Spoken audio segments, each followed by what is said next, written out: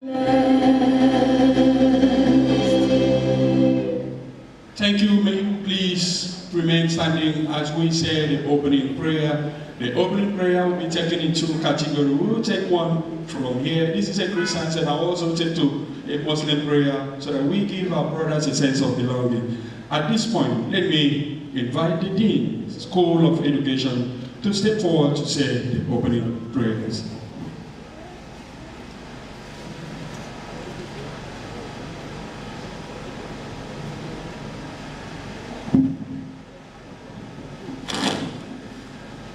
Father, in the name of Jesus, we thank you for this gathering which you have gathered us together for the purpose of moving this great institution to a greater height.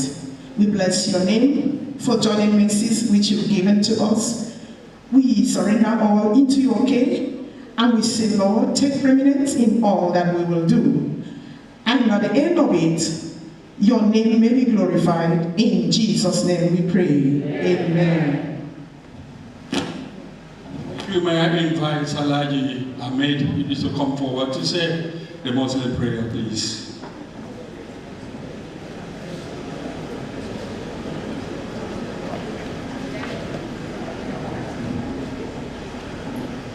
Alhamdulillah, we thank the Almighty Allah. We glorify the Almighty Allah for sparing our lives up to this moment. We said this, that this event will hold today at this very time. It's not that we are perfect. It's not that we worship the Almighty Allah to the extent of sparing our life to this moment. It's just His choice. But we thank Him. So as we are starting the program, with Bismillah, may we end up with His glory. May the program end up successfully. And we urge Him, we pray to the Almighty Allah to save us back to our destination. Thank you. Thank you, inshallah. May the Almighty Allah aid us. In Nigeria, we are promoting national unity. And by that sense of regard, we have to allow them to pray. And by the leave of the acting provost, thank you so very much. Our Muslim brother, we are together. We will continue to live together, inshallah. Inshallah. At this moment, we thank the Honorable Commissioner for Education, who is ably represented by Dr. Ncce. So you're welcome. You're welcome. Thank you. I announced his name earlier, but I think there was a mix-up. It wasn't Ncce. That's why I didn't come. Thank you, ladies and gentlemen, distinguished guests. Let me welcome all of you to these events.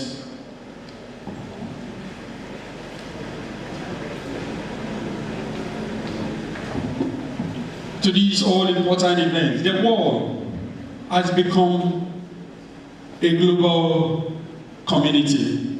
And for us to key into that vision, we must be fully updated to the digital economy. You can sit in your home to buy things in America, and that is done, all is going digitalized. Before, it was difficult. Today, we have e-banking. A lot of things has happened in the world, and Akwa Ibom cannot be an exception. Nigeria, as a sovereign nation, cannot be an exception. Today, we are privileged that AI, that we've been hearing for quite a number of years, has come to stay. AI will aid our operation, our day-to-day life. In our teaching, AI has come to stay. In medical science, AI has come to stay. In agriculture, AI has come to stay. South and the Southeast, can you clap for all of them who thought it very necessary? That wasn't better enough. Can you do it better, please? When you say AI, so many people may find it very difficult today. You will know what AI is all about. You may know, but you don't know the in-depth of it today. tomorrow and next tomorrow, you will know. So thank you for coming and decided to be a part of this event. It is the first in the history of this college. So the management and all the partners promise that this event will be a very rewarding event. Today, let me invite now who will work with me today. I'm going to invite him formally today to join me in this microphone.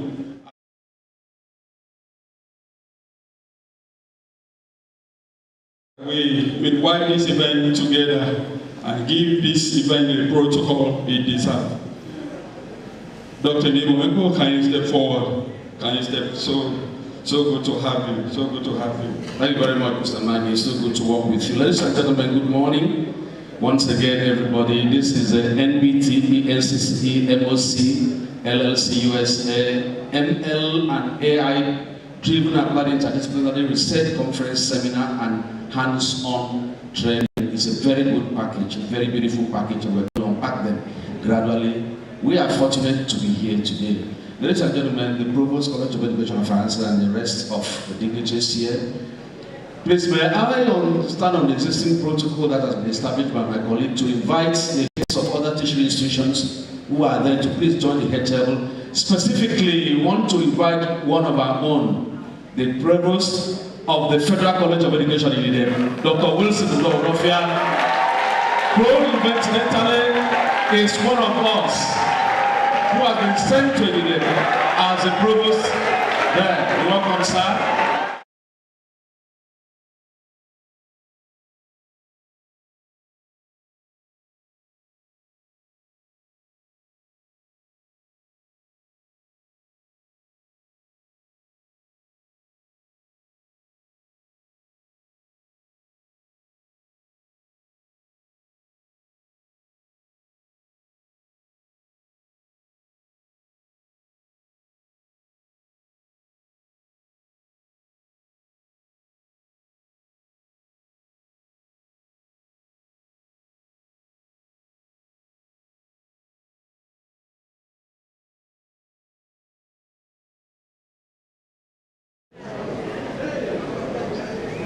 If there are other heads of tertiary institutions, can you join the head table here?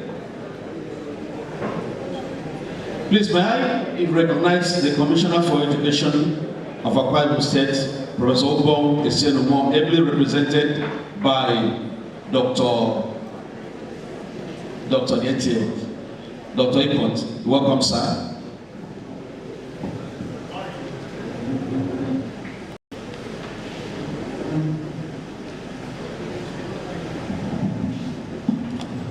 Good morning, everyone. You are welcome to Akwa Ibom State College of Education. As you are spending 3 days here, it shall be effective and rewarding. In Jesus' name. Thank you very much, my Honorable Commissioner. We are blessed to have the Commissioner for Science and Technology in the person of Engineer Frank Egbenyong, also who has sent a representative.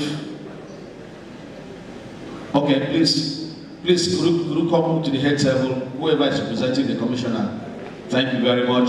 We also have from Nbte, that's National Board for Technical Education, Professor Idris Mohammed, represented by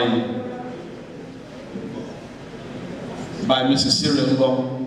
You're welcome. Mrs. Sirembo. We also have Dr. Angela Ajala, represented by Alaji Koko. You're welcome, sir. We have the Executive Secretary, Ncce. We have Dr. Mfono Okbok, and the CEO of Moc Llc USA, Dr. Okbok. You're welcome, sir. That's the man who's making. Please, can you put a hand together for him? Yes, that's the brain box behind it. We are blessed to have the Director of Planning, Research and Statistics of the National Commission for Colleges of Education, Ncce, in the person of Alaji Garba Mohammed Goko. You're welcome, sir. Thank you very much. And Alaji Goko is representing the Executive Secretary. We have the management team of the College of Education of France here. headed by a very wonderful provost, Dr. Jeremiah Iwe. You're welcome, sir.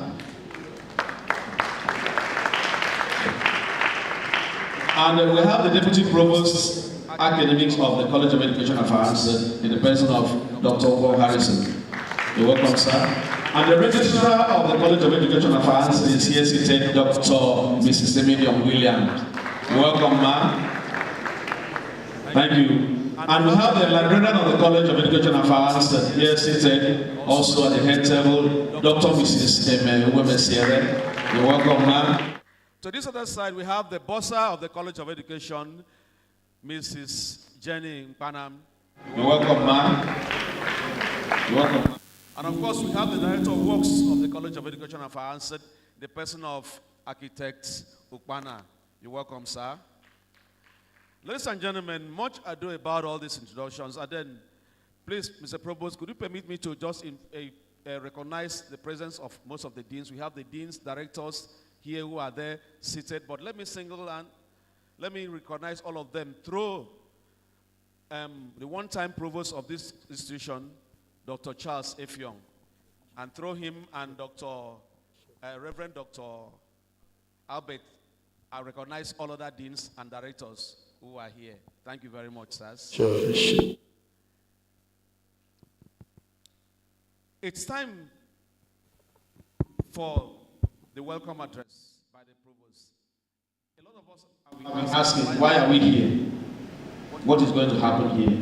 I am very sure by the time the provost finishes telling us in his speech, we will know exactly why we are here and what we are going to do, what it entails. I could just tell you, please, stay put, listen to the provost, let him come for his welcome address. Welcome address, sir.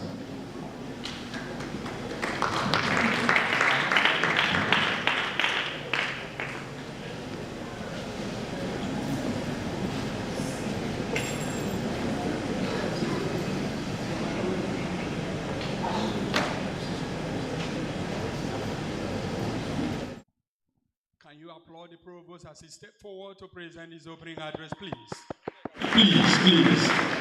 A gentleman is walking, who is bringing College of Education and Finance into a global community. So you are welcome.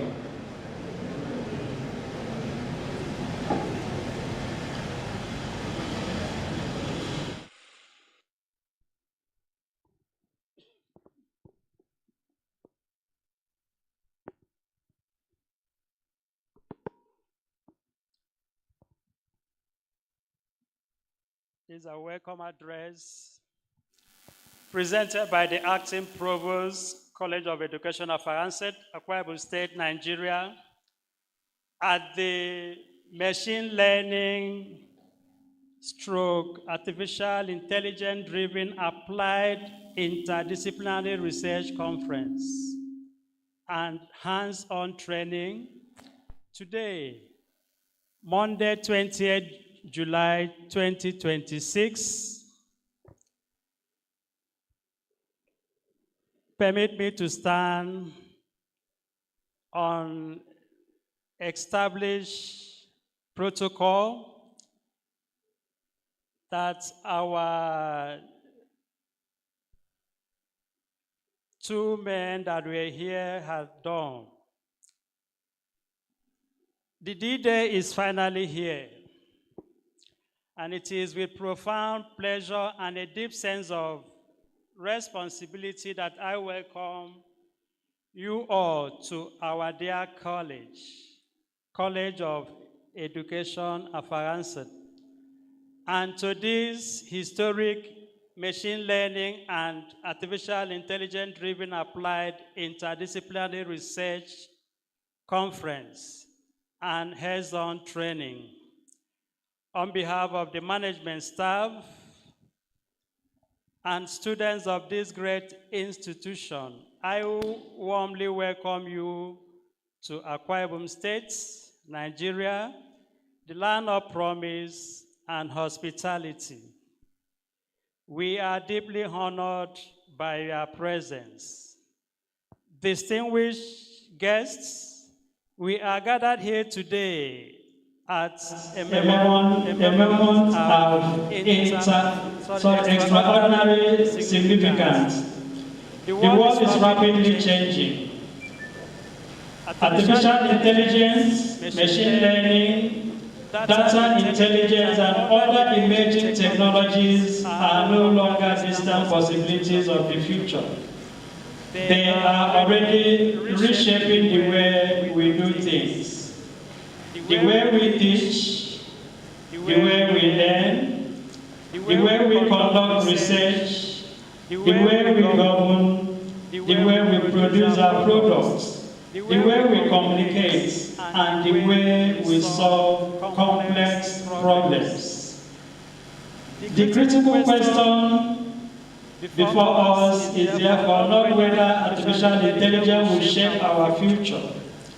Rather, it is already doing that.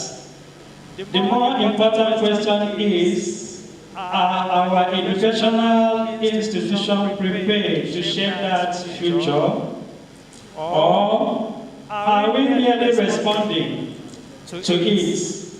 This gathering represents a bold and timely response to this question and will provide participants with practical knowledge and skills needed to leverage artificial intelligence and machine learning for teaching, research, and interdisciplinary problem solving.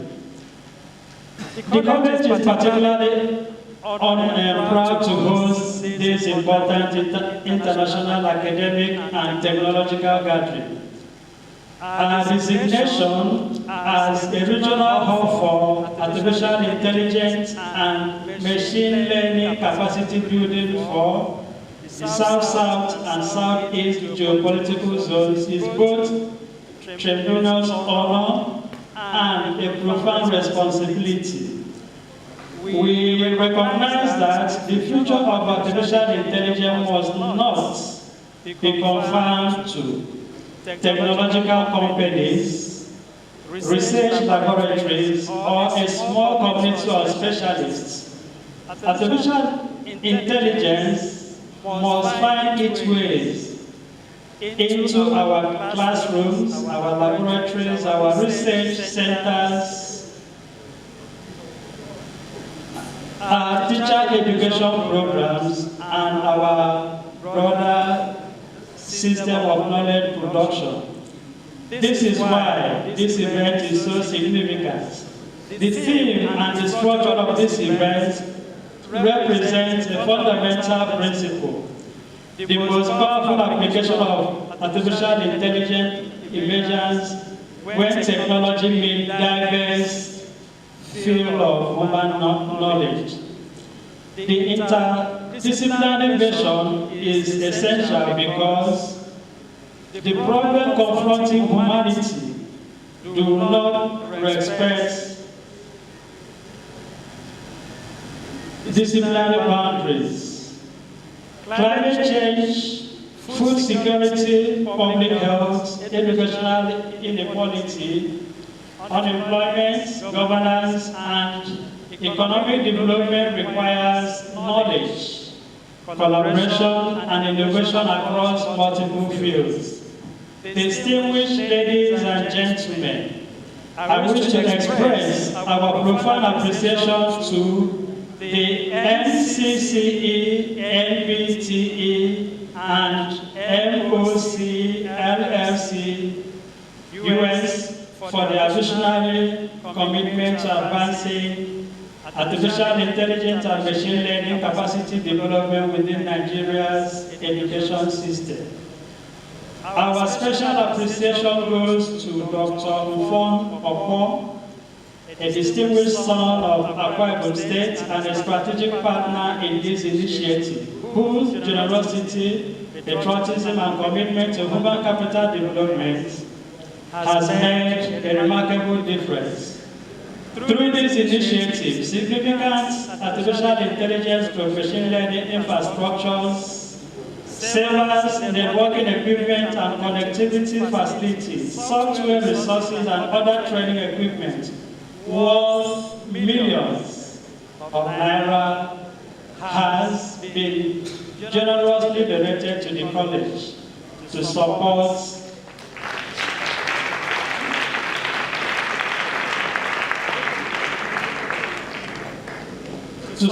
practical learning, research, and innovation. And on behalf of the college and the good people of Akwa Ibom State, we say thank you very much, Dr. Paul. To our distinguished scholars and researchers from Nigeria and Ethiopia, we welcome you warmly. Your presence reinforces the international character of this gathering and reminds us that knowledge has no borders. To our lecturers, researchers, and participants, I urge you to approach this event with an open mind, a questioning spirit, and a determination to learn. Do not merely attend the various sessions. Get engaged, ask questions, collaborate, experiment, and build. The most important outcome of this gathering will not only be the number of presentations delivered or certificate issued. Each true success will be measured by what we are able to create, implement, and transform after this training. At the college level, we are committed to playing our parts. We believe that the teacher of the future must be digitally competent. We believe that research must be solution-oriented. We believe that technology must serve humanity. And we believe that educational institutions become active laboratories for innovation and transformation. Distinguished guests, as we commend this historic initiative, I implore each and every one of us to see beyond the event itself. Let us see the laboratories that will emerge from this initiative. Let us see this research collaborations that will be created. Let us see the innovations that will be developed. Let us see the students who will be empowered. Let us see the teachers who will be transformed. And let us see the communities and institutions that will ultimately benefit from the knowledge and skills that will be generated here. Once again, I warmly welcome and wish you all a successful and stressless interaction. God bless you all. Thank you so very much. You can do better for the Lord Provost. We thank you and we appreciate you. Thank you so much. We appreciate the leader and the chief executive officer of this college by his speech. That speech underscores his desire to ensuring every student and staff here are digitally oriented. And we are very happy to have him at this time. And we're also thanking other partners who are on hand to ensure we are digitally inclined. Thank you, beloved Provost. We welcome you. While we were hearing the Provost speak, we have gentlemen who has come to join us. Some of them are from Integrated Private Schools Association. And hearing this event, they decided to come. Please, wherever you are seated, I recognize and I welcome you. Mr. Inebon Moses Akpan, he is a secretary. He's a secretary. Wherever you are, let's also recognize Reverend Dr. Thomas Akpan, President General of that union. Where are you, please? Can you? Yes, in our culture, when we mention people's names, they stand so that we recognize them. Please, can you clap for them? Thank you. Yes.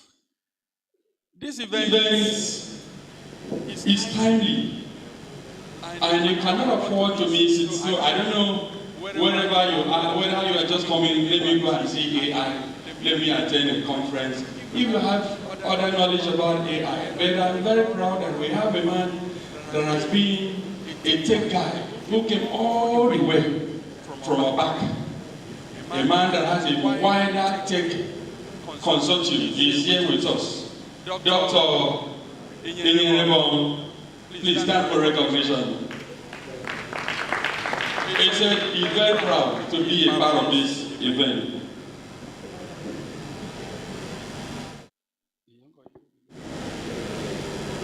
So at this point, let me recognize a man. I wouldn't have come to this recognition, but one thing that is very important in our cultural value is recognition.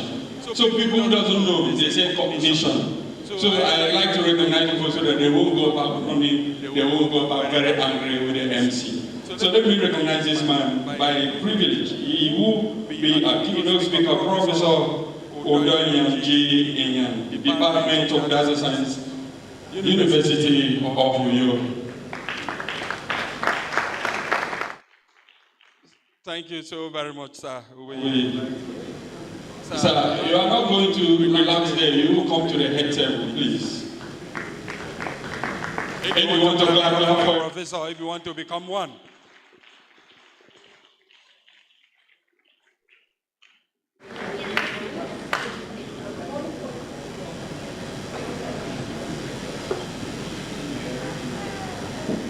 Mr. DJ, can you give us some tunes, please?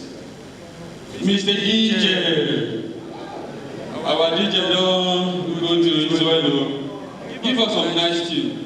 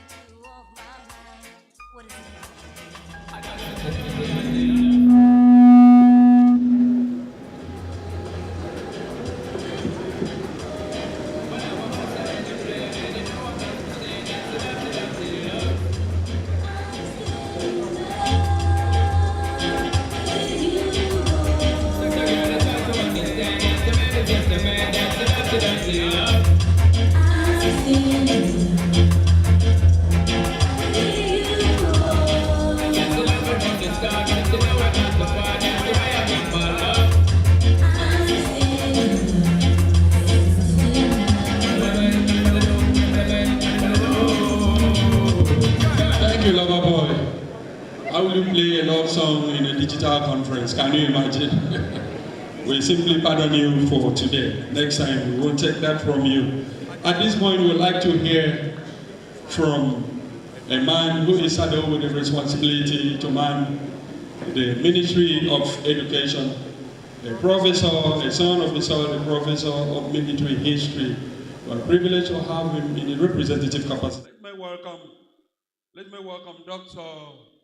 Ncce. Can you clap for him? For his goodwill message.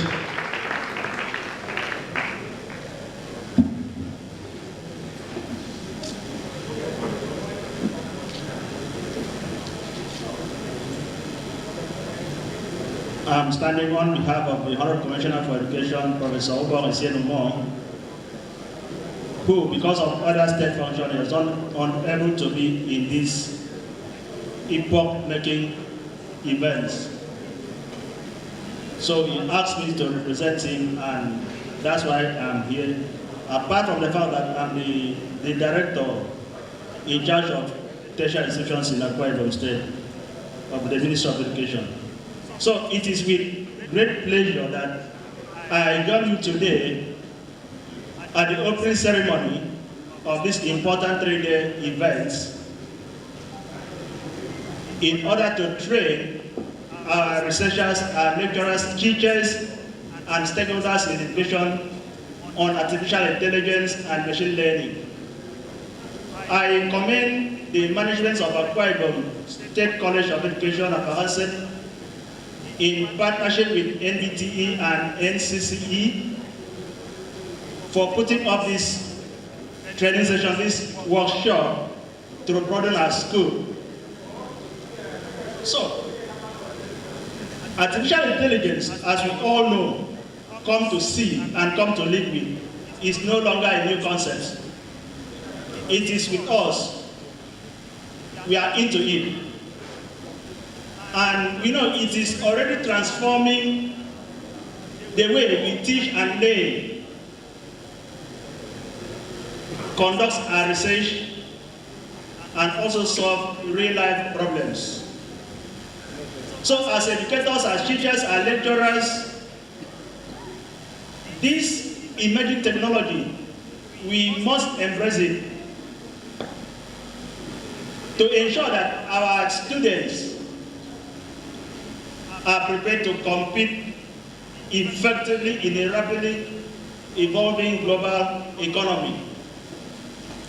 The Akwa Ibom State government, through the dynamic leadership of Pastor Basiumo and our PhD, remains committed to promoting innovation, digital literacy, and technology-driven education.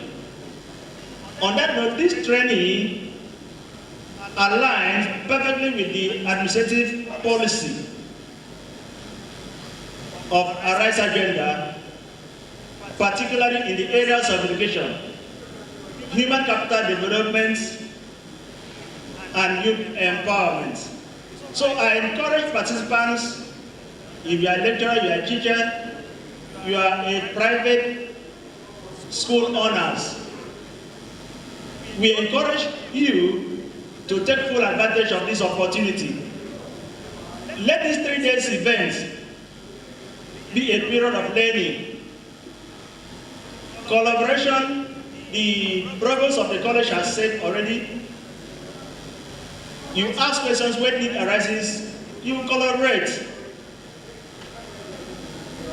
And on that note, I urge you to actively engage with the facilitators, ask questions as I said, and acquire practical skills that will improve our classroom management, instructions, and enhance students' learning experiences.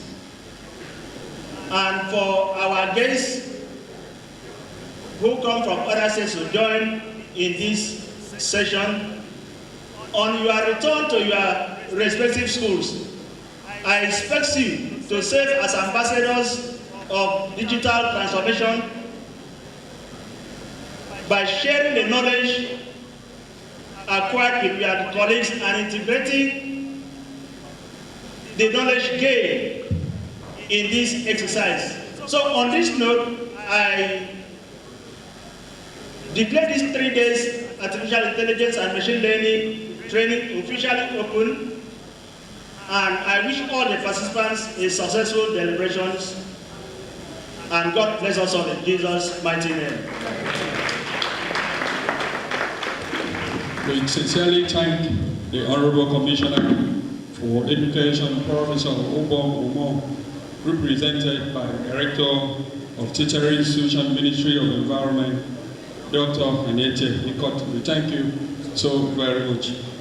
At this point, we are taking I wouldn't term it to be a typical goodwill messages, but just to align by their offices that they cannot come without having something to say. We invited other tertiary institutions who are in Akwa Ibom State, and we're privileged to have a man that is highly favored at this time, one of our own, who will be coming here to say something. He is coming all the way from Federal College of Education, Nbte. Dr. Evan, of the moment, the man whose destiny has come. Thank you.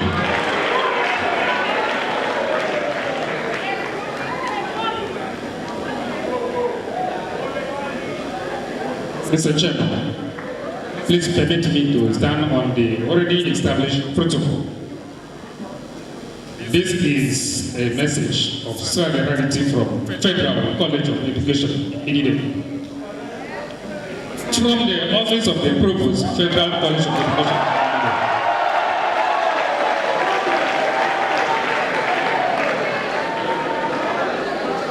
The Office of the Provost, Federal College of Education, Nbte, actually extend its goodwill and solidarity to the organizers, facilitators, and participants of this NLAI driven applied interdisciplinary research conference, seminar, and hands-on training taking place in Akwa Ibom State College of Education, starting from today to 22nd July 2026.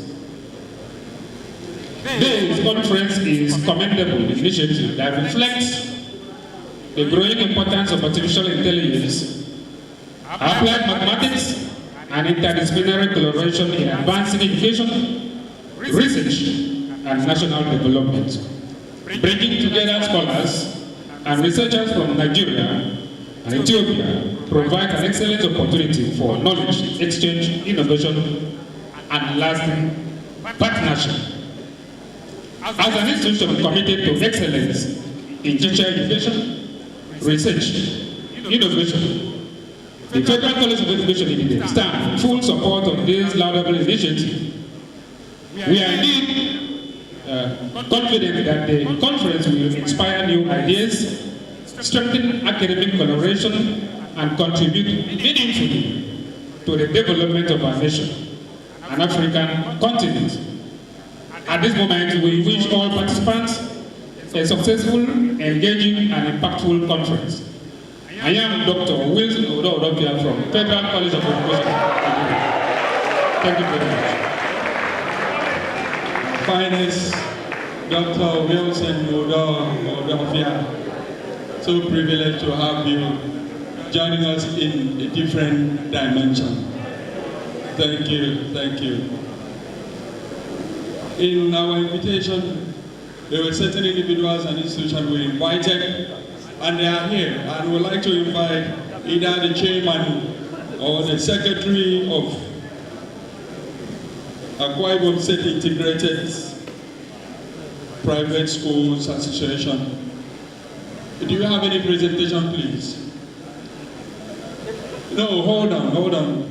We will invite you at the right time, so I'm announcing to you so that you prepare yourself so that I don't take you by surprise, please. At this point, let me invite the representative of the National Commission for Quality of Education, Professor Idris Mohammed, who is here represented by a gentleman that is here, Alhaji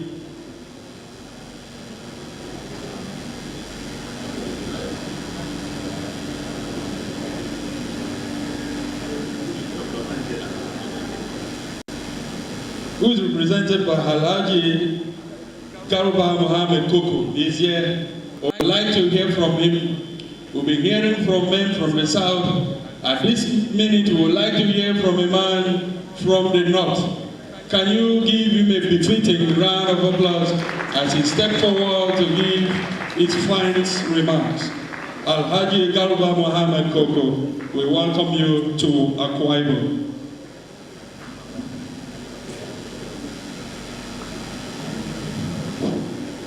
أعوذ بالله من الشيطان الرجيم بسم الله الرحمن الرحيم.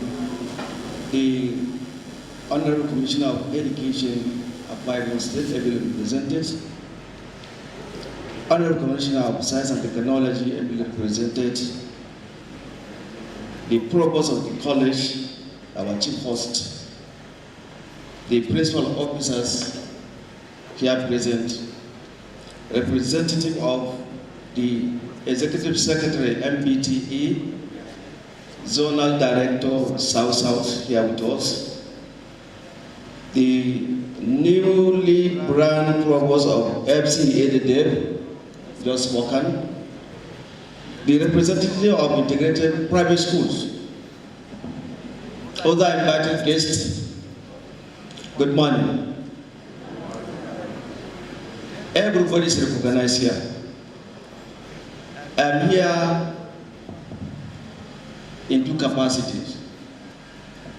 Number one is to represent my Executive Secretary, Dr. Angela Ajala, Fellow Nigerian Academy of Education, who is unavoidably absent. This is one of the projects she is implementing in 100 days in office at the ears of the Ncce.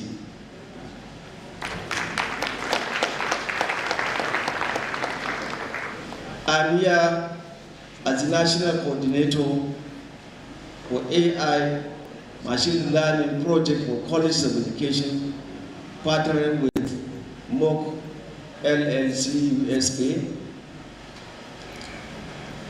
which has been initiated by my friend, our colleague, the son of the soil, Dr. Ufot. Dr. Ufot, I skip his name in the recognition because he plays a special part here. I want to recognize him especially at the course of my speech. The ES, she sent a very warm greetings to the people of Akwa Ibom State entirely, and in particular our primary constituency, College of Education, Akwa Ibom State. I want to express my sincere commendation to the college with kind of developmental activities that I have seen when I come in today. For some of us here may remember my page. I was here in 2016 for accreditation of our Ncce programs. I was one of the supervisors that come from the National Commission for College of Education. We stayed here for 4 to 5 days. I've gone around the college, and also I attended the management meeting that approved your results. So what I saw there, then I can see that there is more than 100% progress and improvement. Yes, I'm saying this sincerely. I know what we met then during our late years. Professor Monday Joshua is basically selected 5 deputy directors then to come here to monitor what this college is doing, because it's his place. He said, you don't want to take any decision to say FC College of Education Abba have full accreditations in all the programs, and after somebody will come and chair and say, there is partiality to this. So he want the paid decision. That's why we are here in full force. And I can see that the management here, the outgoing and present, they are doing wonderful. Please give them a round of applause, please.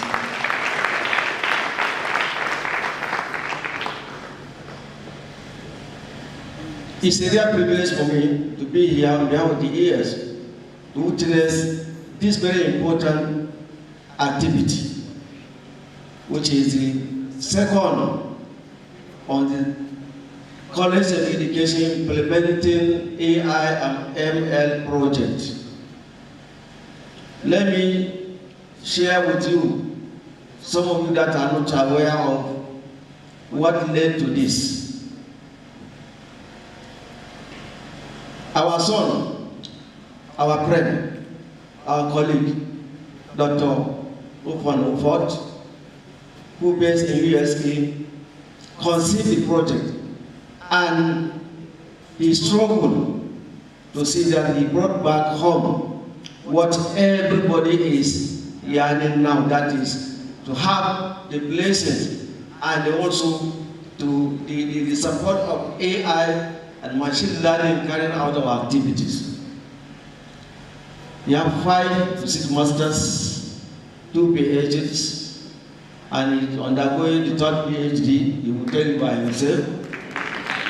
He is fully integrated into machine learning and artificial intelligence. To me, I'm calling him Professor of Artificial Intelligence. He felt that what these Oyiba are doing there to deceive us, let him come and fold the card, the back of the card to come out so that everybody can see it. What we know ordinarily is if you want to write a speech, you want to edit maybe a sentence or what have you, pass it to AI, it So what you are going to listen, what you are going to experience in this program is beyond that. It's for you to have the capacity to program the AI concept by yourself. If you want to build this hall, you have, let's assume you have a concept and how you want it to be as a draft, but you need further modification to meet what we call international global best practice. That's why you seek the aid of AI to reach your submission. It is not like just passing to AI, design and work for me. No, we have not done anything. So these are some of the concepts that we are going to witness within this period. Now, when he conceived that, he solicited for support of a non-governmental organization, which we know they are there very plenty. He used his wisdom, his connections, his exposure, and come up with a project that's going to benefit the Nigerian populace. And he said, the most important, a class of category that should benefit more, they are the teachers. That's why this college is one of the beneficiaries. More so, he stands by his position to work with the Ncce to see that out of the 3 colleges of education that have been considered in the first phase for donation of Sabah, this college is considered one of them.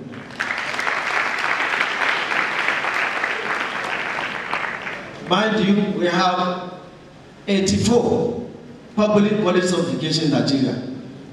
We have 54 state colleges, 28 federal colleges of education. But out of 54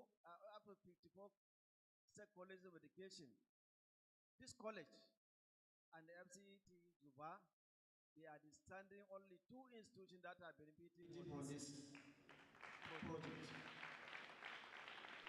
And I'm sure you are aware that your provost and director CET were in Lagos a few weeks ago. They collected 2 servers, the main one and a mini server, which he is going to install to ensure that they are deployed for teacher education activities in the college to facilitate teaching and learning. So this gentleman, I think even if you stop here and go back, for many years to come, he will be remembered in this college. Please give me a round of applause. Dr. Ufon, please, we sincerely appreciate you. We sincerely, you are concerned for your locality.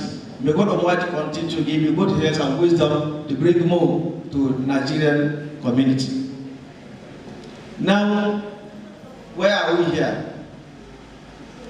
The MC was saying something that maybe the provost will talk about. I will just give you some few statements, which I think by the time our international consultant took over, they will do more. You can see we have categories of badge. We have red, green, silver, and there's going to be gold. Am I right? Gold. Yeah. Half or 4.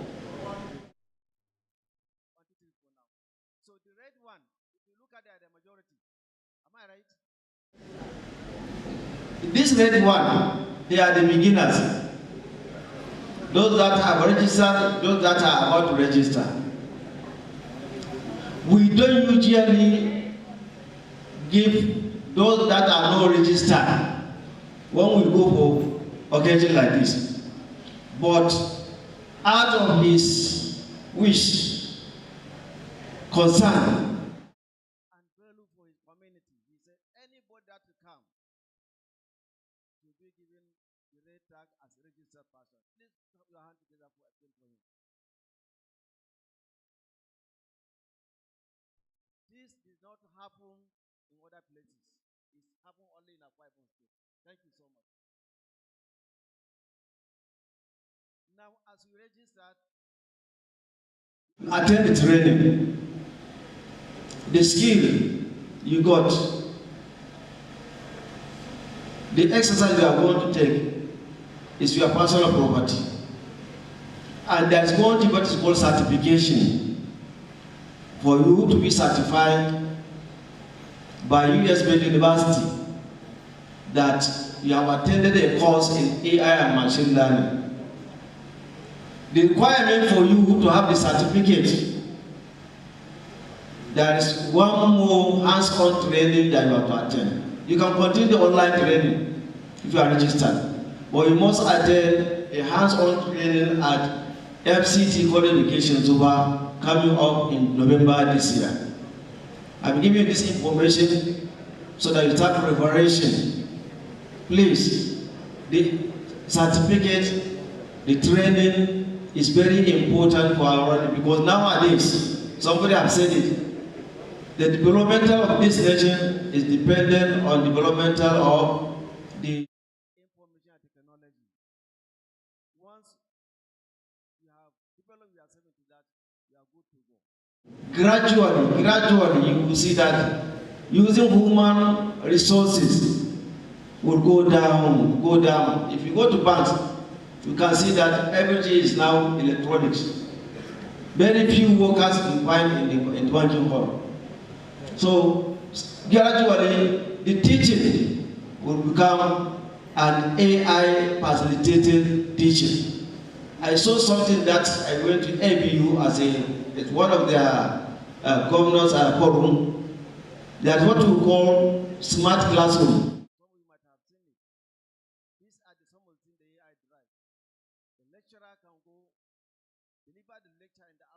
Anybody, record student wherever they are in the world, they can log in and they will be interacting with the teacher, with lecturer at the same time. And it will be recorded. You can replay, you can do whatever you did, and teaching will take place interactively and also be documented. These are the types of things we are learning successfully to have.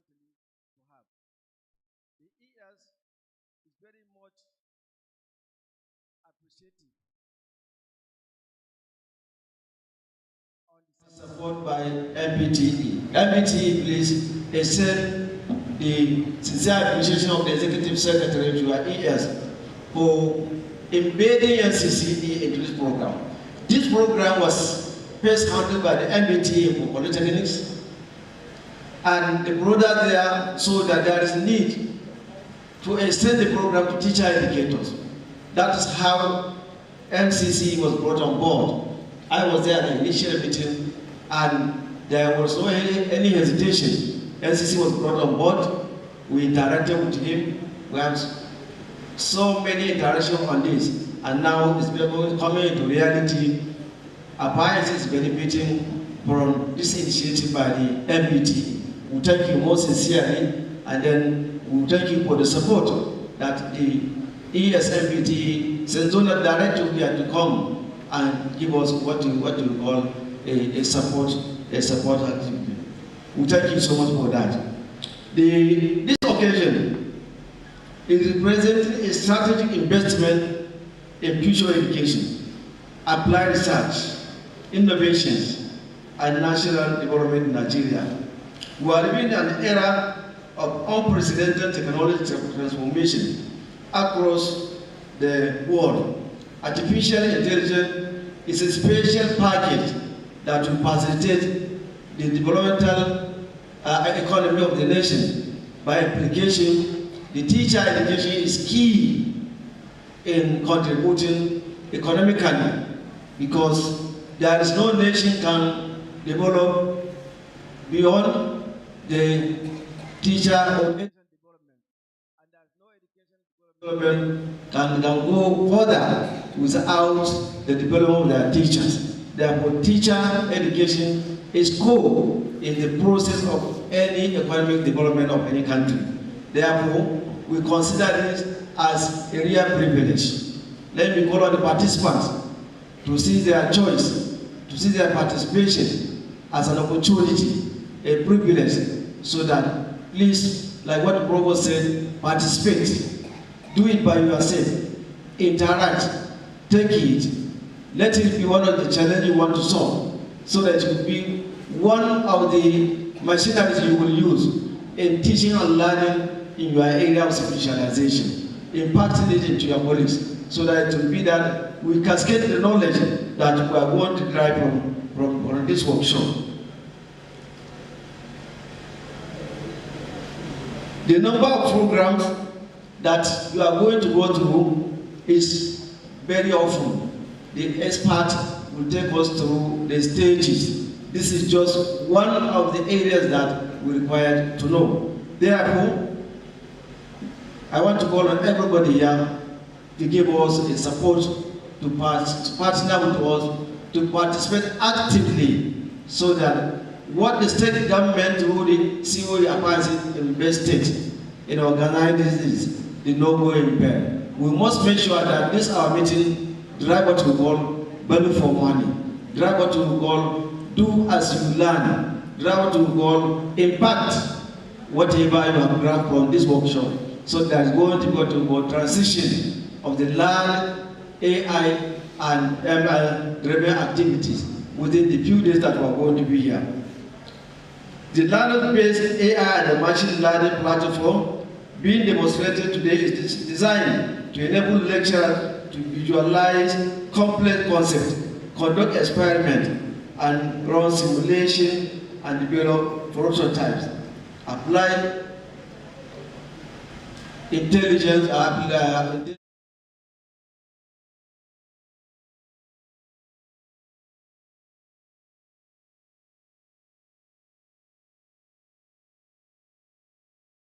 of this journey. That is during your time that this special program is being implemented in this college. Also, all the participants here to be in the history of your book, that you are the best batch to be trained as the trainers for the conduct of machine.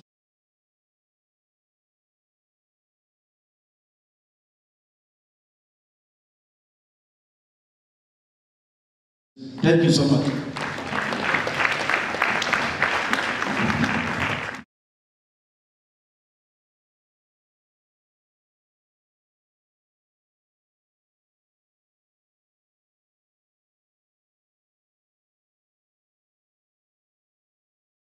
Presenting the Executive Secretary. So we thank you so much. Thank you for acknowledging and commending our very own. Today, I am very proud, I stand very tall and very proud to see a man so far that has secured 5 master's degrees and 2 PhD and counting. Are you proud as well? He is a son of the soul. He is a man of lesser protocol. He is here in our midst. We know him. We know him. So we thank you so much. Thank you. Thank you. I'd like to, while we were here, gentlemen came in here, and you know they are also very critical stakeholders in College of Education. And by the leave of the provost, I'd like to comment and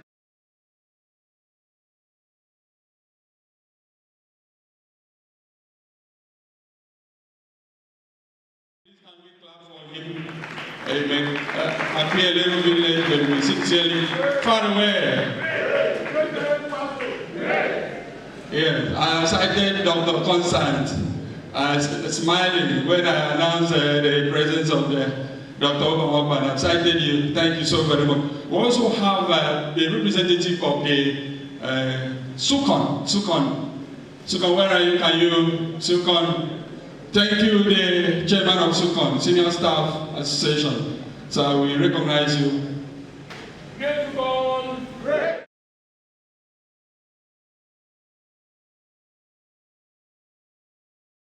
The acting registrar was shouting, say great, you can imagine that. Thank you. Yeah, let me recognize the national chairman, the man in charge of non-academic staff, a fine gentleman. Oh, he stepped out, another fine gentleman. Thank you so very much. At this point, I would like to invite this man, a man with 5 master's degrees 2 PhD and counting. I'm keeping him for a special time. But at this moment, let me welcome to speak another fine gentleman, the son of the soil, from the National Board for Technical Education. He is representing the Executive Secretary, Dr. Angela. Am I right?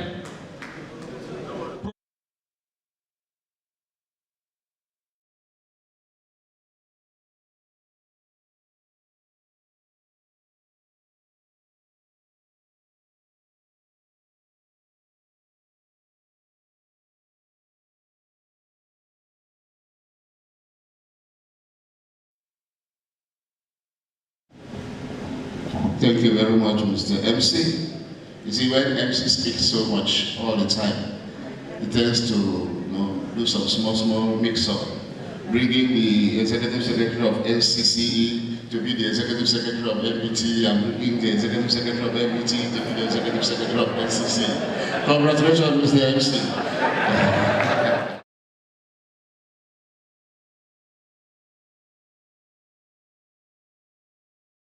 For Education of Bible State, here ably represented by my very good friend, brother, and associate, Dr. Ncce, my very good friend in those days. The Executive Secretary, National Commission for Education, Dr. Angela, here, wonderful and most respectfully represented by my very good friend too, Alhaji Garoba Koko, who is also the Director of Planning, Research and Statistics at the Ncce, the Provost of this wonderful institution, an institution that has transformed so tremendously. When I came in, I couldn't recognize the institution again. Dr. Jeremiah Iwe, and all the management staff and principal officers of this school, other provosts, and of course the provost of the Federal College of Education, Edide. Sir, you are welcome.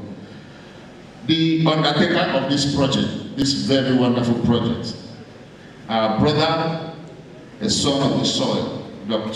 Confrence. You are welcome. Please, for want of time, permit me to wonderfully rest on the already established protocol, but without going too much. All the wonderful participants, you are all welcome to this wonderful seminar in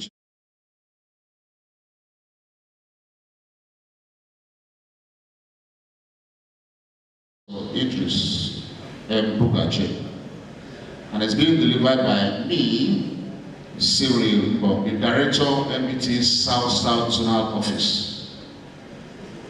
At the Nbte, Ncce, Moc Llc Joint National Machine Learning and Artificial Intelligence Seminar, and hands-on training at the Akwa Ibom State College of Education, Confrence, today, Monday, 20th July 2026. I have seen some of our people from the Polytechnic. I can see people from Ilorin. I came all the way from Kwara, from the Polytechnic sector. Dr. Ogbo, my brother, I want to tell you that even while I was here, the Executive Secretary just sent an official approval and implementation guidelines for the new National Diploma and revised Higher National Diploma curricula in Artificial Intelligence that has just been approved by the Federal Executive Council. Just here, while I was there. So you can see that this seminar has come at the right time.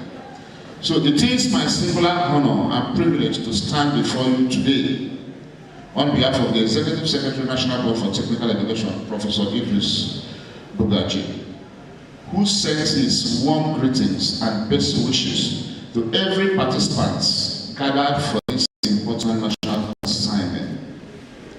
He regrets his inability to be physically present and has directed me as the South Zonal Director of Nbte to convey his goodwill and reaffirm the board's unwavering commitment to building a future-ready technical and vocational education and training system.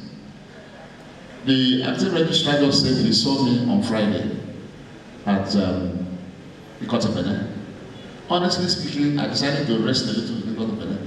And the next day, I left. I went back to my station. Only for yesterday, the ES to say you have to go back to Confrence. I said, well, you would have told me now, I would have passed there. After all, it's my place, so I would have moved on to this to that microscopic minority in Akwa State that our state is really dealing with. To rest there a little, and then from there just enter. But that is the core of duty. So I warmly welcome our distinguished partners from the National Commission for Colleges of Education, Moc, the management of Akwa State College of Education, resource persons, academics, researchers, technologists, and participants across Nigeria. This seminar comes at a defining moment in the history of education. Artificial intelligence and machine learning are transforming how societies learn, produce, innovate, and compete. They are reshaping manufacturing, agriculture, healthcare, finance, construction, transportation, and education. The institutions that prepare today's learners must therefore adapt to this new reality. At Nbte, we believe that Tibet must not only respond to industry needs, but anticipate future workforce demands. Under the leadership of Professor Moc Llc, the board has continued to champion competency-based education and training. The National Skills Qualification Framework, open distance learning, flexible e-learning, stronger industry partnership, and the integration of digital technologies into teaching, learning, and assessment. Our objective is clear: to produce graduates who possesses relevant competencies, entrepreneurial abilities, and digital skills required for national development. Artificial intelligence and machine language should not be viewed as a replacement for educators, but as a powerful tool that enhances teaching efficiencies, effectiveness, improves institutional management, supports curriculum development, strengthens quality assurance, enables predictive analytics, and expands opportunities for research and innovation. Educators who understand AI will be better positioned to prepare graduates for the rapidly evolving world of work. The choice of Akwa State and Akwa State College of Education as the venue for this first national program is significant. It demonstrates Nbte's resolve to ensure that capacity building opportunities reach every geopolitical zone and that no institution is left behind in Nigeria's digital transformation journey. I commend the collaboration between Nbte, Ncce, and Akwa State College of Education. Such partnerships exemplify the collective efforts required to reposition Nigerian education for global competitiveness. I equally appreciate the management of this institution for hosting this landmark program. As participants, I encourage you to engage fully in every section. Ask questions, share experiences, build professional networks, and focus on practical applications. Let the knowledge acquired here translate into curriculum innovation, improve classroom practices, stronger institutional research, and enhance collaboration with industry. The Executive Secretary remains optimistic that the Nigerian Tibet sector will become a continental leader in innovation and skills development. Achieving this vision requires commitment, continuous learning, and openness to emerging technology. Therefore, on behalf of Professor Moc Llc, I thank every stakeholder whose dedication has made this program possible.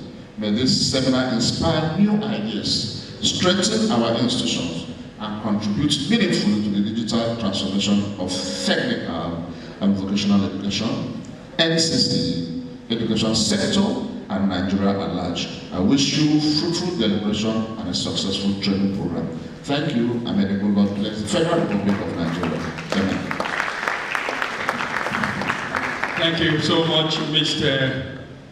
Cyril Mbong, a man who should have been in National Commission for Colleges of Education, but God providence took him to National Board for Technical Education. His vision, you may find your way tomorrow retiring in that institute. Thank you so very much for a wonderful speech. It is a fine speech, and I must commend you. At this moment, I saw a lot of people standing behind. We have empty seats, please. I'd like to beg that you come forward to occupy these seats here, please. It is a very ugly sight hanging on the wall, please, with all due respect. We have spaces where you can make yourself very comfortable. Thank you so very much. I want to also appeal that we have vehicles parked behind, by the side of this building. It has formed a very serious barrier, not allowing this construction company to have their truck deliver their sign and other building material. Please, if you have your car at this area, please find it necessary to go and repark so that they can afford them a free flow access. Thank you so very much. Thank you. We are here for AI and machine learning conference. So wherever you are, don't forget that you must sit very digital. Wherever you are, make yourself digital enough to key into this drive. We are making progress anyways. We are making progress, and we have individuals that are ready to also deliver to us information we need at this moment. Please, I don't know if a gentleman I mentioned his name earlier, if they are ready with their presentation. I don't think, if they are not, we can't move forward. So, okay. Before I call the man we've been waiting for, let me invite this gentleman. Let me invite this gentleman before inviting a man, a man with 5 master's degrees, 2 professors,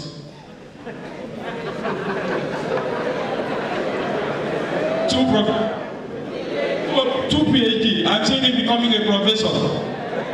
He's becoming a professor of AI. The man here said he is a professor of AI.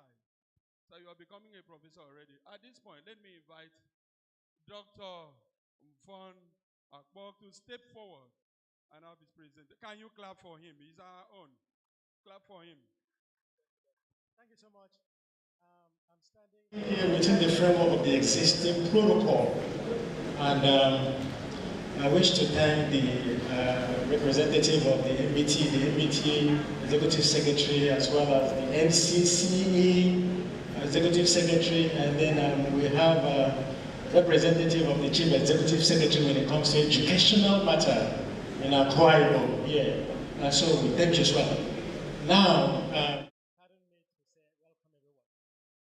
I'm going to do a little bit of introduction, then I'm going to step back a little bit. There's a professor here in data science. I'm going to give him a little bit space to say something. First of all, my name is Dr. Mfon Akbok. To introduce myself, I don't know where to start, but I work in Cisco systems, designing hardware for 10 years. Later on, I work in CNN, doing hardware migration, and I control all the CNN teleport orchestration, pixel migration across the world. My background, thank you so much. I also am the first PhD at the Ncce State University Interdisciplinary Engineering Program. So if you Google my name, Fonabok, PhD Interdisciplinary Ncce State University, you'll see my profile as well. Now, within the Ncce State University, I've been there for years. I'm doing research on connected vehicles, smart vehicles, okay? My PhD is in interdisciplinary engineering. My specialty is in smart infrastructure, and my research is in connected vehicles, okay? Then I have a master's in mathematics where my research is on wavelet, and that was 12 years ago from Drexel University. So I pretty much, in the area of mathematics, I'm good in wavelets and singular value decomposition. I also have another master in information technology where I do all this health information technology. I began from Southern Polytechnic in Georgia. I also have another master's in software engineering where I do all this object-oriented analysis, okay? Then I also have a master's in computer science. In computer science, I'm an expert in computer vision, artificial intelligence, okay? So, within this program, we've been running since 2024 from Nbte, Polytechnic, and then Ncce, colleges of education are just coming in. We've done so many seminars, conference, hands-on, and the program is pretty much 2 years. And before calling on the professor, I'm going to present those who have been following me across the country. They've been in the program, trust me, for getting to 3 years. And those are the people with silver tag, not only from Akwa Ibom, but across Nigeria. So if you are silver tag, may you all stand, please. My participants are very important. So these are people not only from here that are silver tag, and I think we have another silver tag. So over there from Cross River State, the other one, I can know their name because I've been working with them. They are like my supervisors. Over where do we have Troublemaker? Oh, okay, I see you. We have, I think it's going to be a PhD in a minute. PhD, Ben's University. He's from Bayelsa State Polytechnic. Now we have the other one over there. He's been hiding away, so I can't really tell where he is, but I respect that silver badge. We have Asfad Bello. Asfad Bello is from Yabatek. Yabatek is one of the people that have been performing very well. And Asfad Bello is among the best when it comes to hardware design, hardware migration, and what we've been doing, okay? So we have this small group of women in technology. Now, thank you so much for standing up. These are the smart people. They can do pretty much what I'm doing. All right, will you all sit down? Thank you. Now, we also have a team from Yabatek. I was in Yabatek 2 weeks ago. So we have smart team from Yabatek. And first of all, I want to thank the rector of Yabatek. Because the rector of Yabatek sent these people down to support me. And so if you are from Yabatek, will you all stand? All right, this is Yabatek. Now, there's one thing you see about Yabatek. They are having green badge, okay? So they had seminar at Yabatek. Yeah, when I talk about Yabatek, I can give them the respect. Now, if you know that they are coming from Lagos, and they told me, Dr. Okwo, we will head down to Lagos, we're following you. So I wish I can speak their language, I will speak, and I'm so happy seeing them. So thank you so much, I really appreciate you all. So they are having green badges because they are in the process of getting silver badge, okay? So thank you so much. We identify people with badges. We also have 2 badges that are green from Akwa Ibom. I think they give the red badge, I may be wrong, I don't know, but we're going to recognize them in a minute.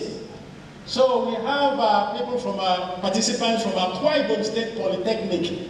There are women in technology that are all smart women. They've been following me everywhere since 2024. And they are pretty much, they can do most of this programming and design. So if you are from Akwa Ibom State Polytechnic and Dr. Nsika and Ms. Charles, will you all stand?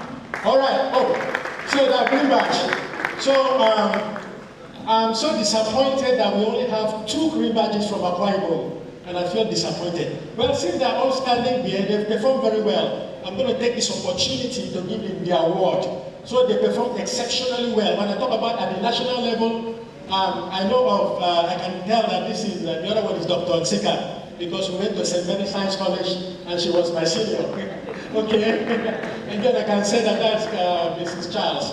Let me say a little bit about Mrs. Charles. She came in and she was the first in Akwa Ibom that outsmart at the national level. So I'm going to call them to collect their single board computer. We are not doing superficial AI training or now those top AI training to put Africa down. I don't play that game, okay? We are doing hands-on and we are doing custom design. So I have a word for them. You all come up and then they have a single board computer. This is a single board computer that can be more of a server. It can be a single board computer, and they are ready to program. I'm sure they know what I'm talking about. So thank you so much. I'm going to give it to them later on. It's going to be official so that we can snap the picture. And I would like the Chief Executive of Education in Akwa Ibom to hand it over to them.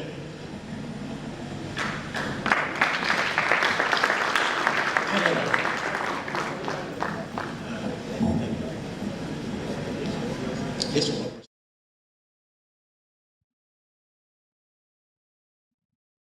on behalf of Moc Llc Dr. Ncce, I present to you in contribution to your excellent performance in the AI industry. Congratulations. Now the next person is going to be Ms. Charles. She has a lot of this happening.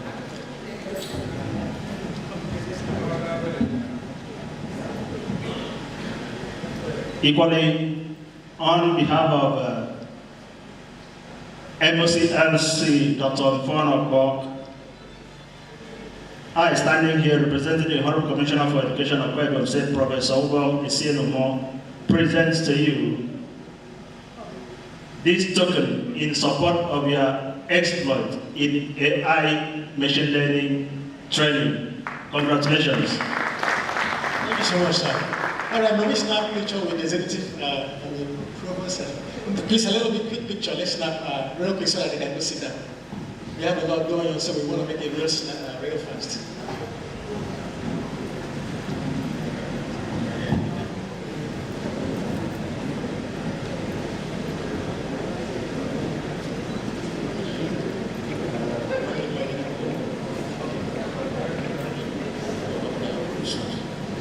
No, it doesn't matter.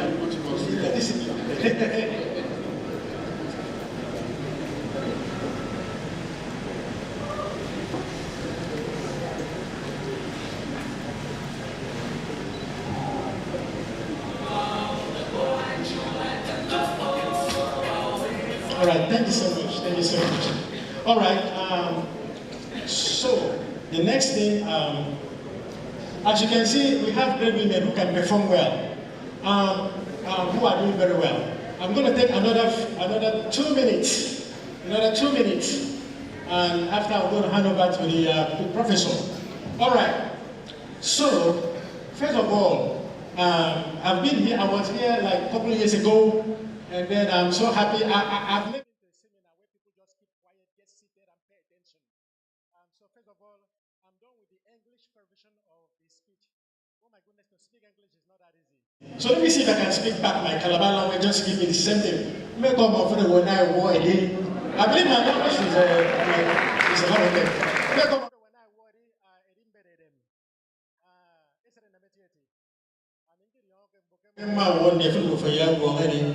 So make committed.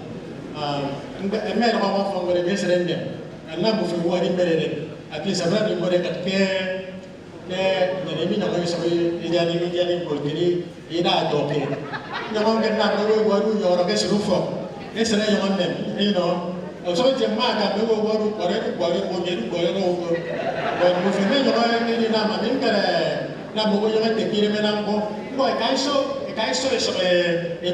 So that no one can get attention. Thank you so much,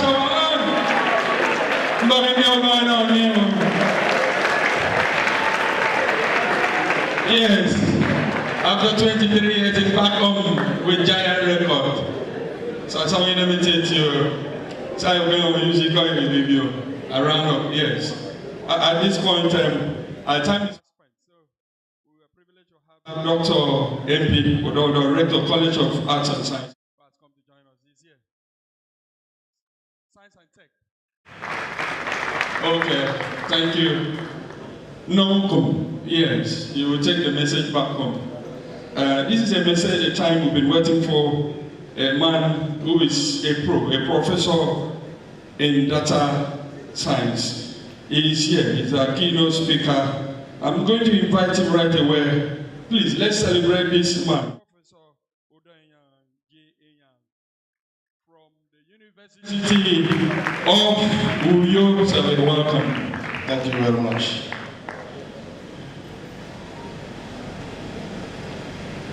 The Commissioner for Education, ably represented by my friend and brother, who I have not seen for quite some time.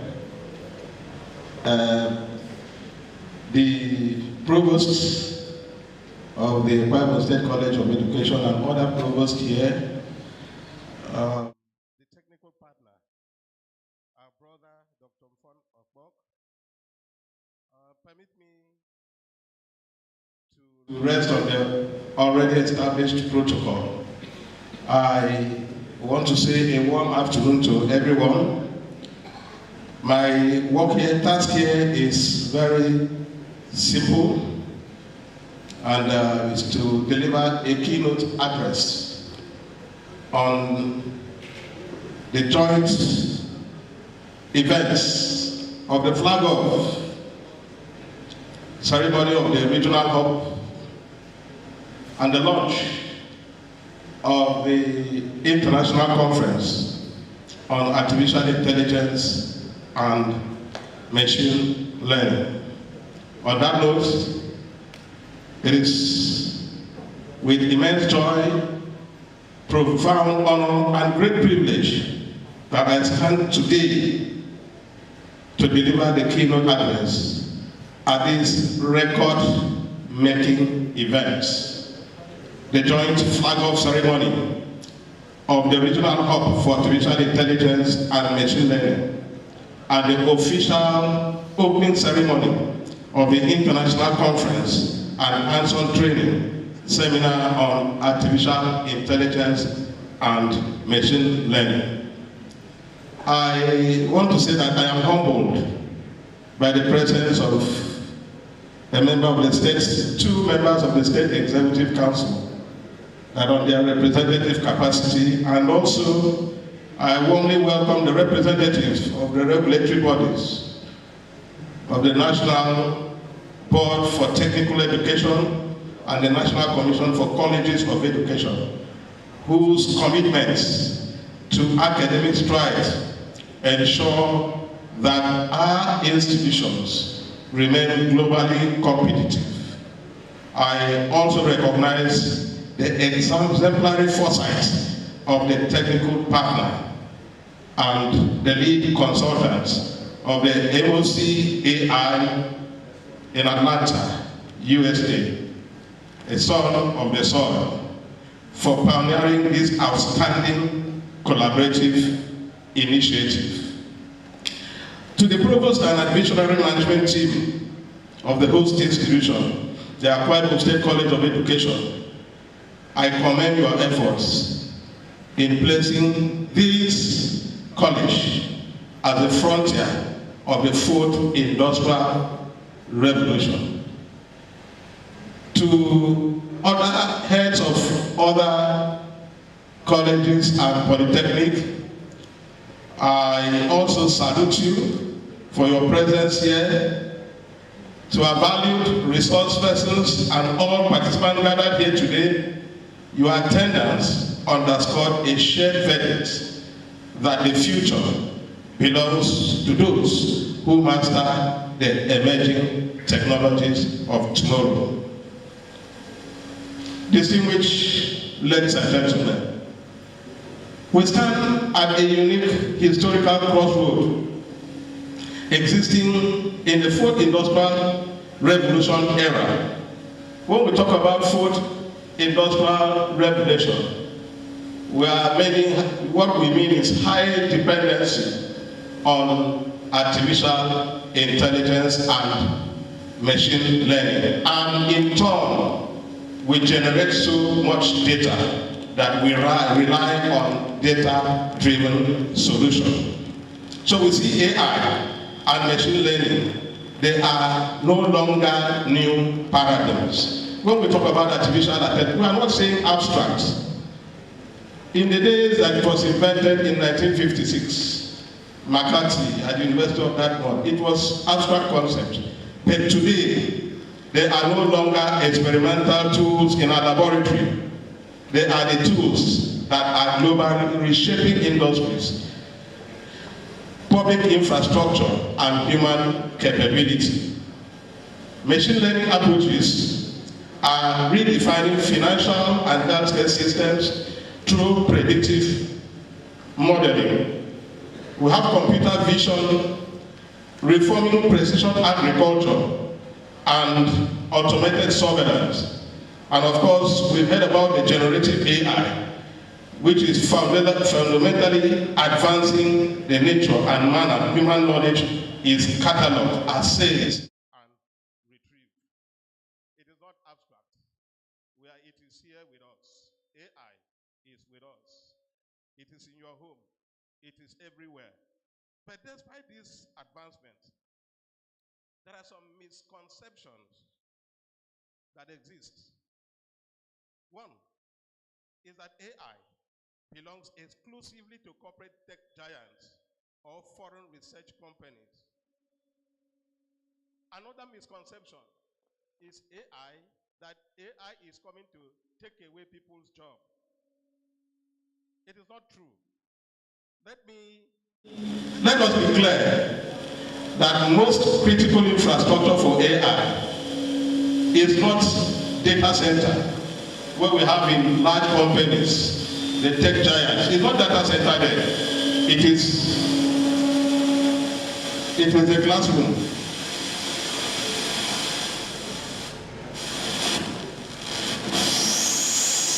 It is a classroom.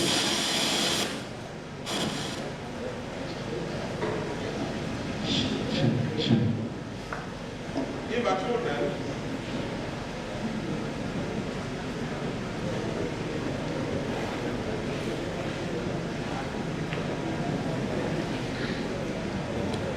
if our children and youth are to survive and thrive in this data-driven world, the educators who train them must be masters of these technological tools, because you cannot teach what you do not know.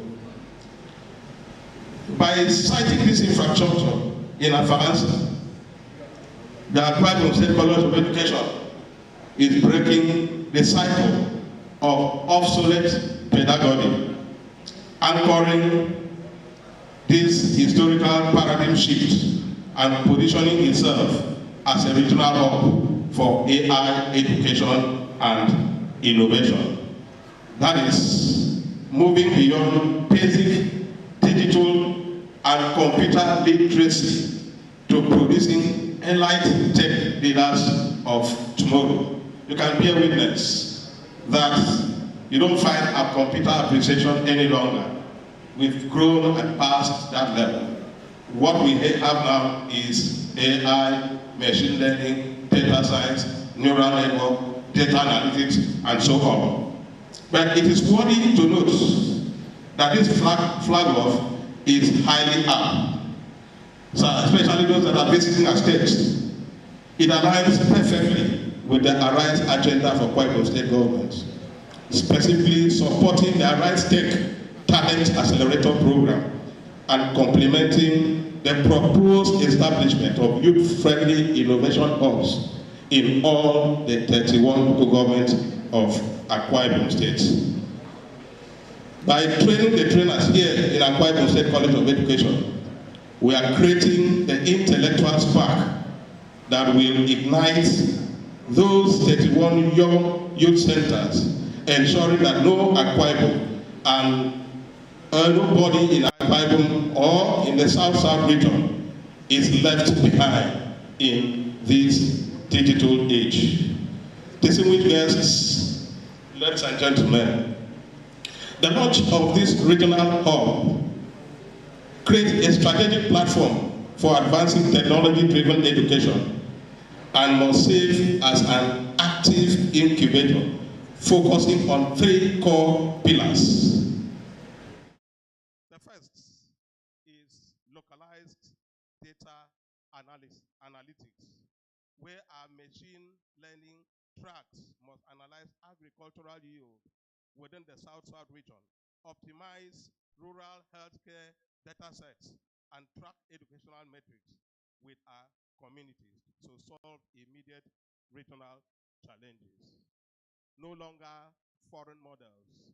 When you train models with foreign data, the result that comes in will not be perfect to solve our problem perfectly. But today, with this infrastructure, we will develop local models that will handle our problems or societal problems. Students will design and build AI-driven adaptive educational software. That means educational applications that dynamically tailor lessons to local, primary, and secondary students based on their unique learning characteristics. No longer a black child watching a tutor on the tablet and seeing a white person teaching them. No longer. It will be Akwa Ibom to Akwa Ibom. It will be Rivers State to Rivers State, Adamawa State to Adamawa with this infrastructure. We have here robotics and hardware innovation for the utilization of our new robotics suits to teach physical computing, helping young learners understand that code is not just a text that appears on the screen, but a mechanism that can move objects in real world.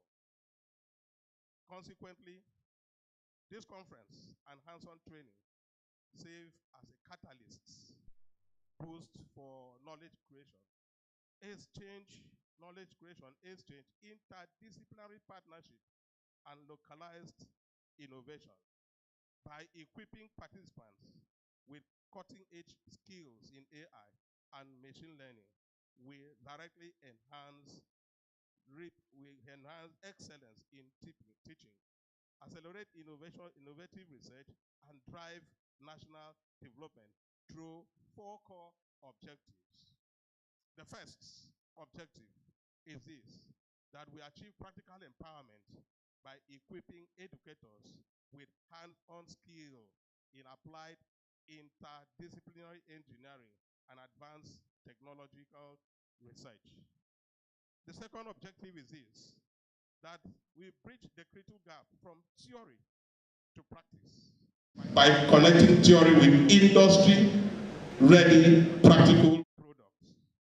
The third is that we focus on cultivating innovation by fostering a robust culture of generating problem solving and rapid prototyping within technical education.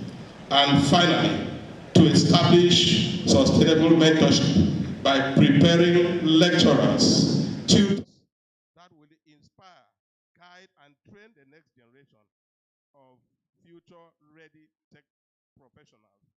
This objective should always guide us when using the infrastructure. When you are presenting in this conference, this objective must serve as a blueprint for you to follow. Distinguished guests, distinguished colleagues, I want to speak that this infrastructure demands a culture shift.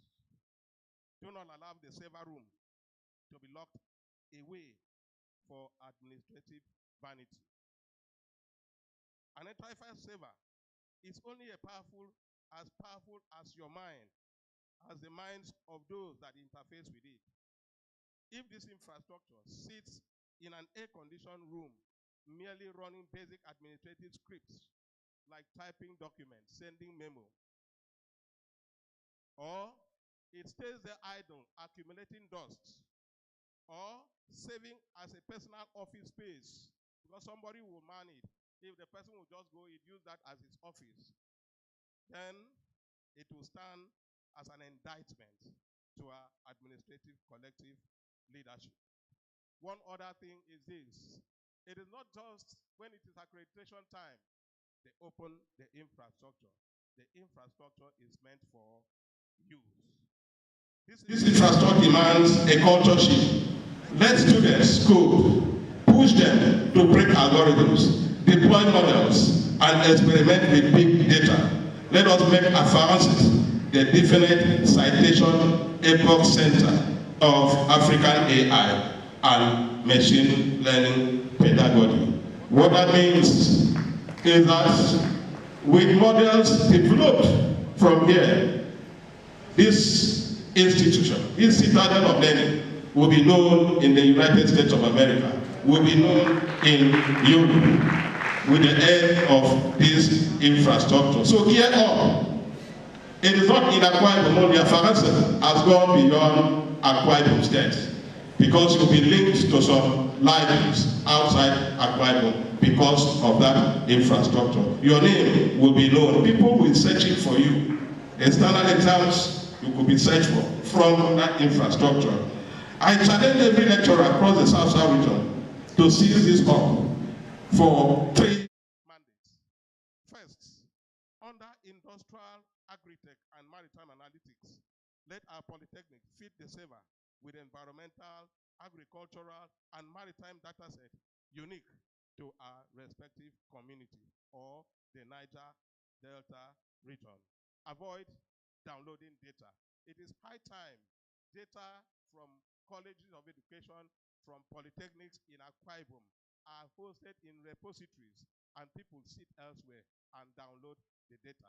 By so doing, you are making the citadel visible, and the ranking of this institution will increase.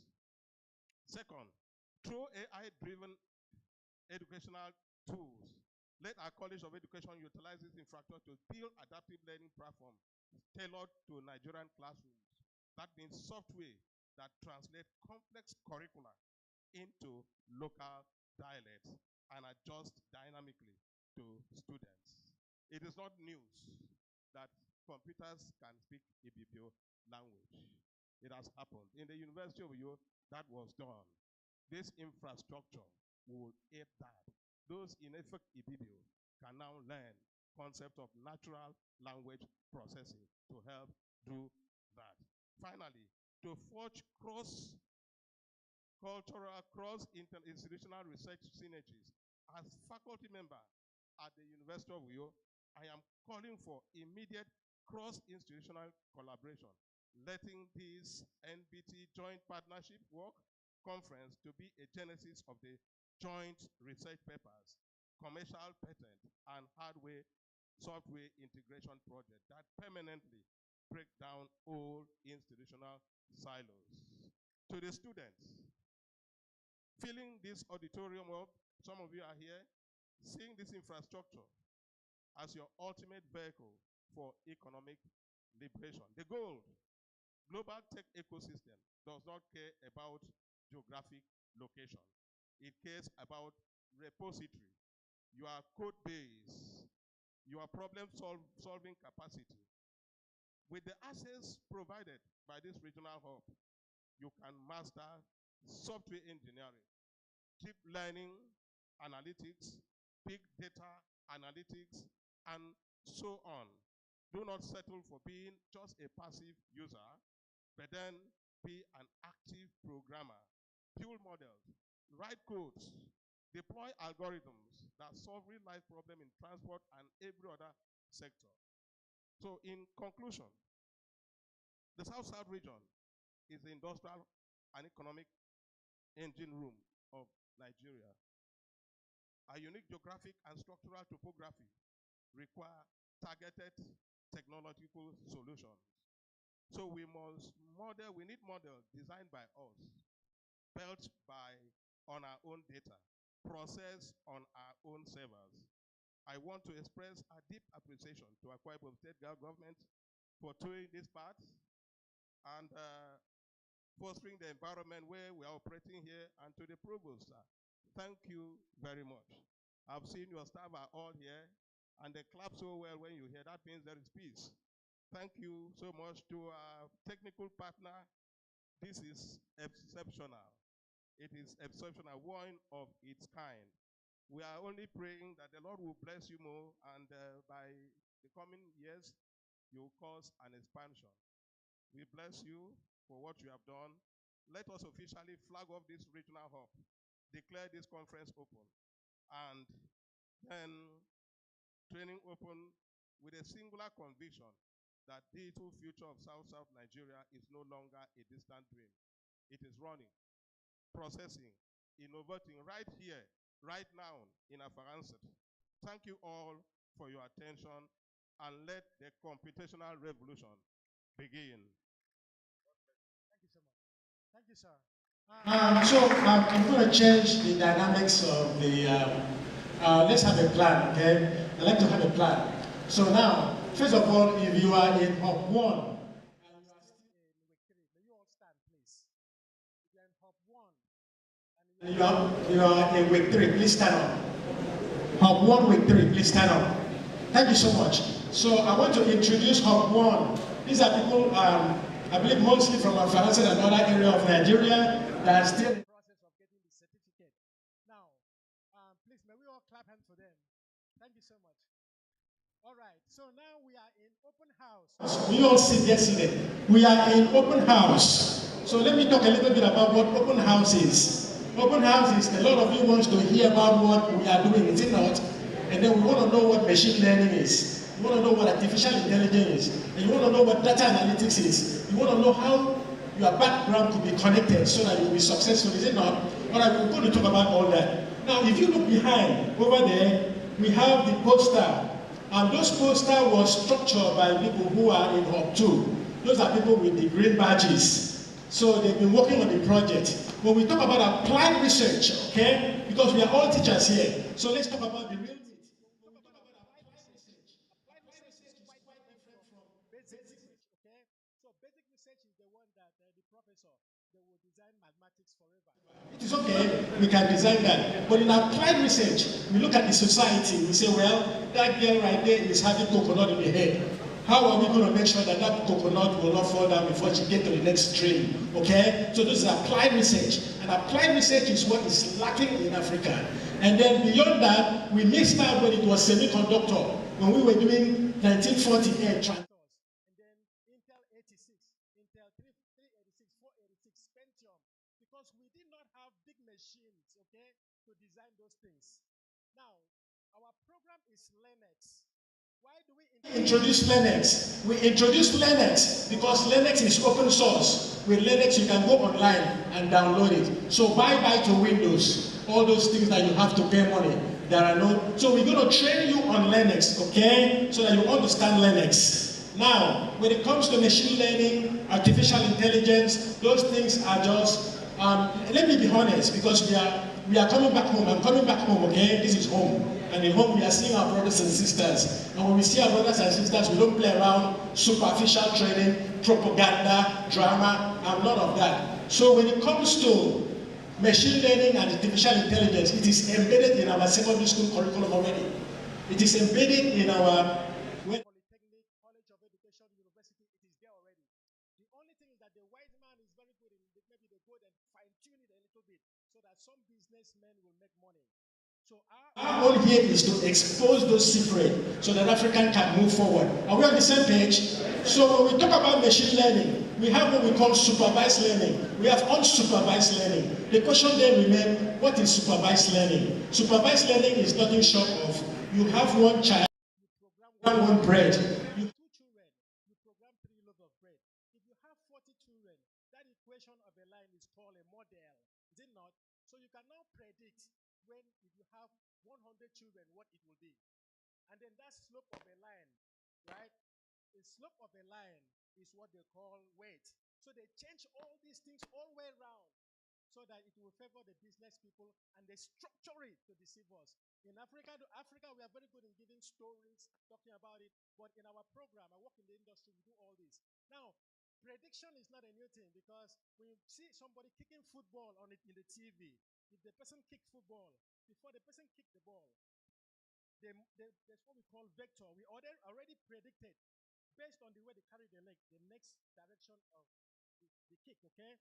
And if the kick doesn't go on that direction, we have what we call residual, because then the prediction did not go well. And then you see my TV is pixelating, okay? And also, we also have the frame. If the frame doesn't come in time, then there's going to be program clock references, okay? And those are all things they sit down, download the next. I work in the industry, so I have the background. I work in the industry more than I teach in the university, okay? So what I'm telling you is that the machine learning is supervised learning is equation of a line. So all those predictions, of course, those in hop or what they can tell you. So those predictions is a matter of you draw a line, continue drawing. But the model, which is called equation of a line, is messed up. If you predicted that you have 10 children and your wife give birth to 8 children at a time, can you still predict? You cannot. Because then you told your brother when you have one child, you have one bread. You have 2 children, you have 2 breads. That model is good. You can give it to all your brother. That will work, okay? But what happens if your wife gives birth to 8 children at a time? That is why artificial intelligence comes in. Try to draw the line back to where it should be to fit your wife, and then the thing will crash. So artificial intelligence is having a lot of errors, and that error they call it what? Residual. Because and then you go into variance, standard deviation, and then we go into principal component analysis, singular value decomposition. All those metrics, they are mathematics to compute those things and structure it well, okay? And then the principal component analysis will be looking at the direction of the variance. What is the variance? Variance is the square root of what? All right, so when we talk about all these things, we are not doing superficial training, okay? We are counting pixel by pixel. Now, the training, like the Ncce person talked about, he is monitoring the training as well as Nbte. Let me assure you, you have the background. Now, when it comes to latest, of course, you all know, we train in the United States. I can tell you these people did not get it. But when we started in Nigeria and Africa, we have Ethiopian, so this is not national initiative. Our initiative is international initiative. Because I can tell you that some Ethiopians, of course, they know it, who wanted to join, but financial and all that. That's why we need to look for grants and stop talking about government and all that and see how we can put ourselves together, okay? So, what I'm trying to tell you all is that you all are very smart. You see, when I got a job in Cisco system, they asked me what is an amplifier. I was able to draw a transistor, PNP, push-pull, Darlington-Quare, and then I do my crossover distortion, and then match my impedance in the blackboard. And when they were looking, and they were just kept quiet, they were doing like this, I was thinking that they're not going to give me the job. But all of a sudden, when they left, they called me. Out of 1,000 people, I was the only person that got a job in Cisco systems. Now, that job was not because of PhD, masters in Nigeria, but it was from my background from River State Polytechnic and St. Mary's Science College in Edieneba.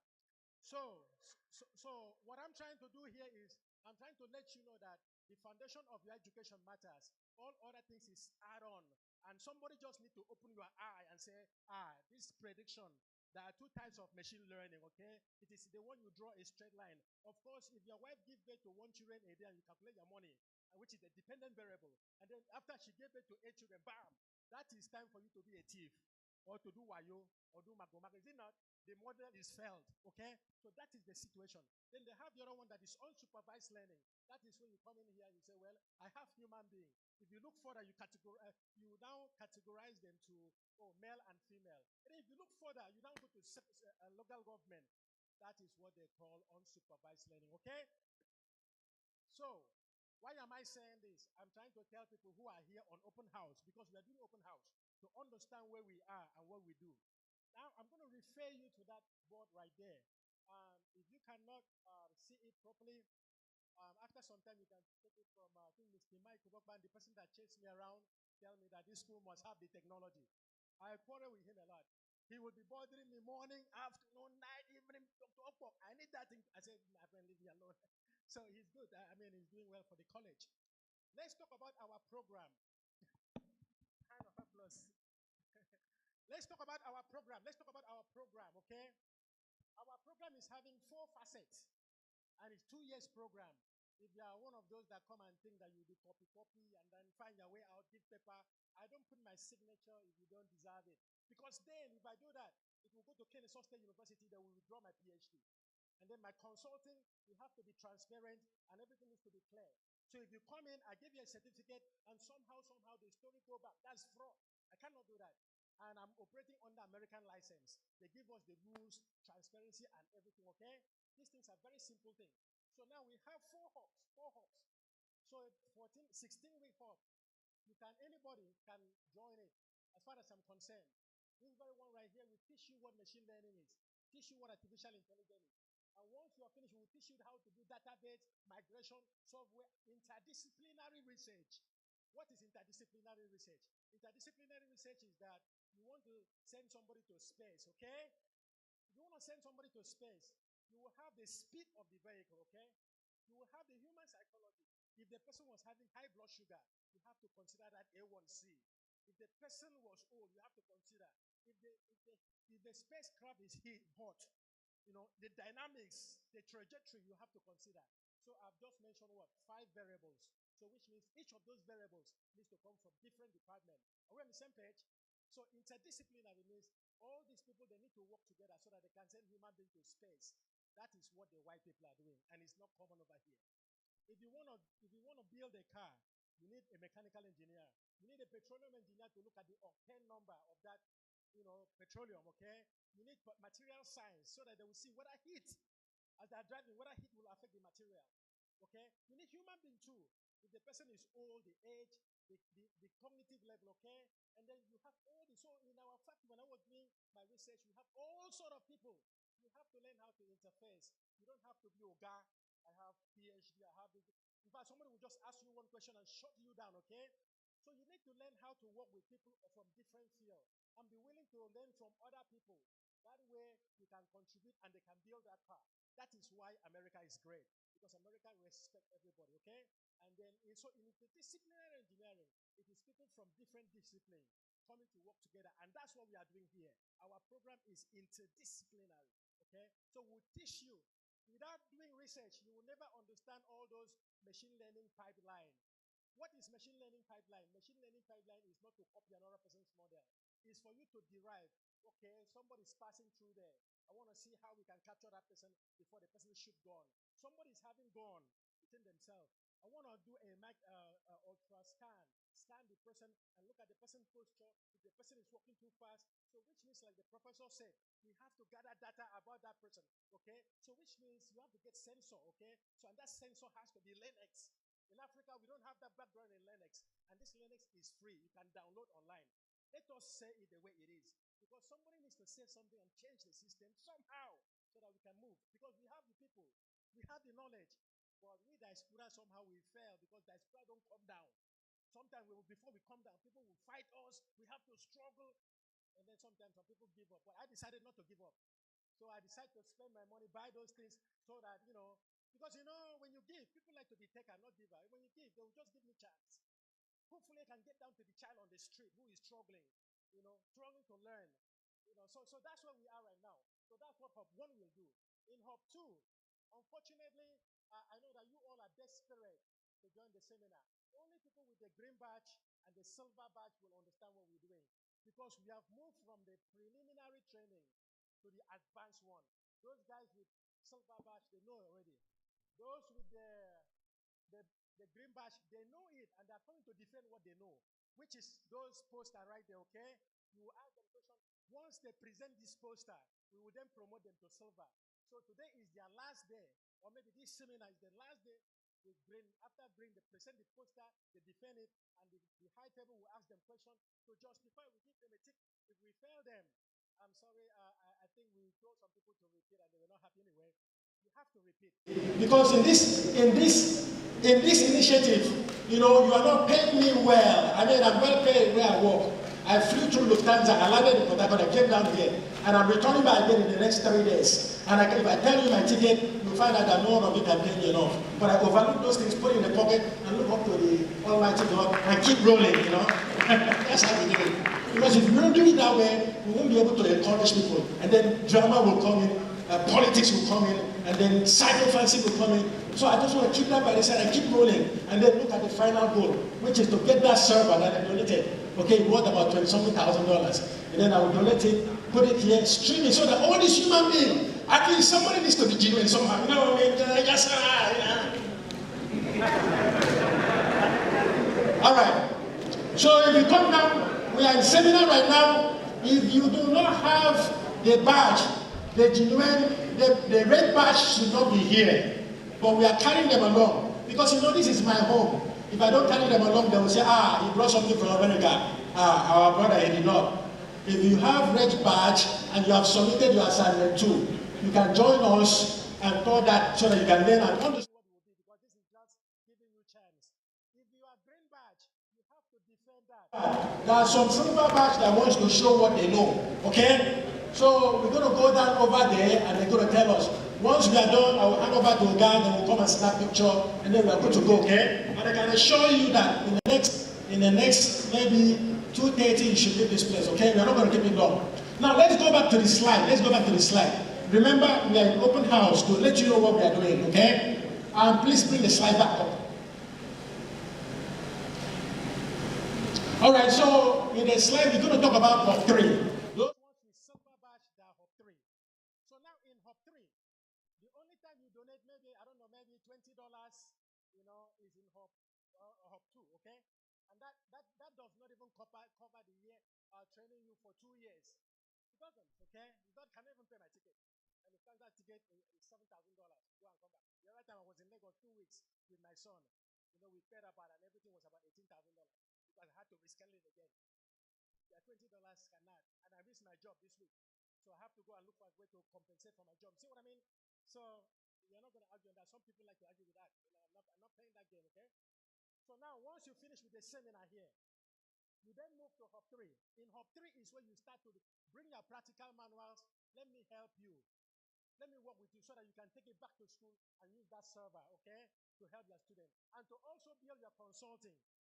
Because we are looking at taking lecturers, you know, we have relationship with Ethiopians. Of course, you all know, my wife is from Ethiopia anyway. So we have relationship with Ethiopian University. So I want to buy into that so that we can take some of our people back and forth and sign MOU.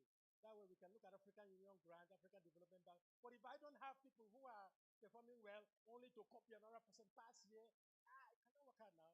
Because by the time you go there, the interview will be so messed up. You'll be talking and, you know, you won't even understand what machine learning pipeline is. Because the normal way of passing information here and there, you know how it is. It's not going to work out. I can tell you that. All right, so that's going to happen in Hop 3. In Hop 3, we will elevate. You know, like I said, if you have red badge, well, may God bless you, but I tell you, when I want to talk about convolutional neural network and the kernel, you know, and then Fourier analysis, you will not understand anything. I can tell you. Because then this is hands-on. Well, you can join us if you want, no problem. Just sit down and see. So when we get into Hop 3 is free. You don't have to pay anything. So they're on scholarship. Then the final hop is where you have to prototype, publish your article, or you get a patent. You need to get more patent. Use that single board computer. So what we gave to those ladies, right? This is a full-blown computer. They call it Raspberry Pi. And one of these is $180, okay? So you can see that they paid $80 for their seminar. Then they come and collect $180. So this is Raspberry Pi, a full-blown computer. What the white people do is that they will go online, download Linux, okay, put on this thing, and then they give you camera. They say, oh, very smart camera. Oh, sensor. Oh, so this thing can design whatever you want and you load it here as long as you know Linux. This is a single board computer. And they deserve it because I can tell you they know this thing, they know how to use it. If they don't know, we will teach them in Hop 3 or in Hop 4. Are we on the same page? So that you can build your custom design here.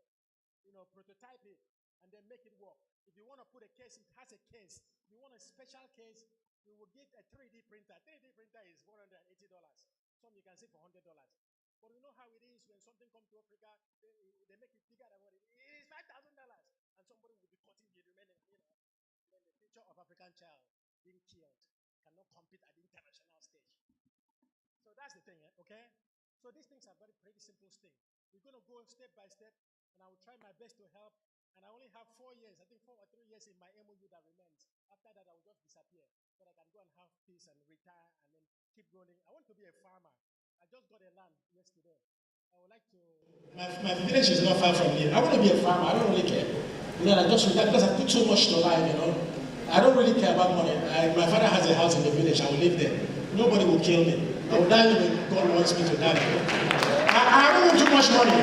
Only 2 shoes, 1 trouser, 1 day. If only my Ethiopian wife will follow, things will be perfect. Okay? All right. So now I'm done. So now that I'm done, we're going to come with a plan. I'm done with introducing applied machine learning, and I've talked about what artificial intelligence is. Okay? It's nothing more than that. Other thing is just add on. Okay? If you come to our program, we'll train you free. If you do not finish the program, I will not give you a certificate. Thank you so much. I love you guys structured, but I'm not going to give you a certificate. Thank you so much. Thank you. But no certificate until you finish that my assignment and submit. And Dr.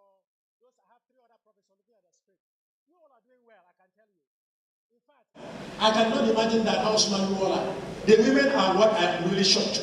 The women are in one party, whatever. I can those ladies, they will be bothering me, sending the assignment, and you cannot imagine. I know another one in Mobi. I know those ones in Lagos. As far as they know is they all have children, they are mom. But if women are doing all these things and the men will tell me it was raining and there was no network, you cannot go that way. I can tell you my top performer are mainly ladies. I don't know what the men is doing. Please, men, it's time to wake up. Let's get this thing going, okay? And when these women want to do my assignment, they will be calling me morning, afternoon, night. That Dr. Nsika was bothering me. At some point, I was just holding, I was cooking okra soup for my wife. I was just holding the spoon for okra soup, and I was answering. I said, okay, that database. Did you not ask me a question about database? Now you are there, please talk. All right. So, I know all of them. I know the good ones, the ones that hide behind, copy other people's work. When we do image morphology, large data morphology, we will see that you copy, you paste, and that's it. There is nothing you can forge. We will know you.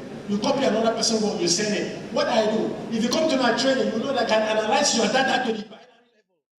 And then when there's a mismatch in the histogram, okay, I will see that because there is no way when you forge, I will know. I'll just put it back. I have my algorithm. It will show me, analyze it. I will see the binary bit, and I will see the neighborhood. It's neighborhood in convolutional neural network. Then I will know that this neighborhood doesn't match. When you come to our training, you know what we talk about. And then from there, you know that you cannot be doing certain things, okay? All right, so we're going to stop right here. I'm right on time. We will take 15 minutes. If you have red badge, and then those with red badge, the green badge are going to show us what they have, and the red badge who are in hub one will follow us. Now, if other ones they can wait so that we can come and have a closing remark, we're going to take only 15 minutes. I can tell you that. And then let's go through. We're going to start from, I can tell you that it's convolutional neural network, on, leave, issue. And I can tell you that my star, owns that slide. I can tell you. I can see it. Let's go see what they've done. So I'm going to respectfully call on the high table. Let's go down and look at those applied message, ask them questions, and then we're going to move from one slide or one poster straight down to the very last one. Then we come back. Once we come back, we have a closing remark, then we can go. How about that? A good plan, okay? All right, maybe all good, please. Thank you.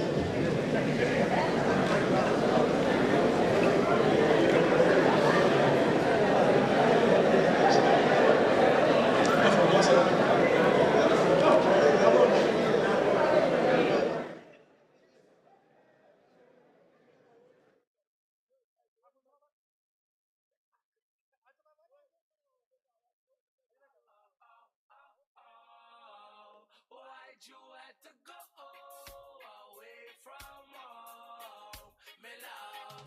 Hey, Please reduce the noise. We don't need the noise, please. If you are the owner of this slide, may you all come. We need the group to stand right here.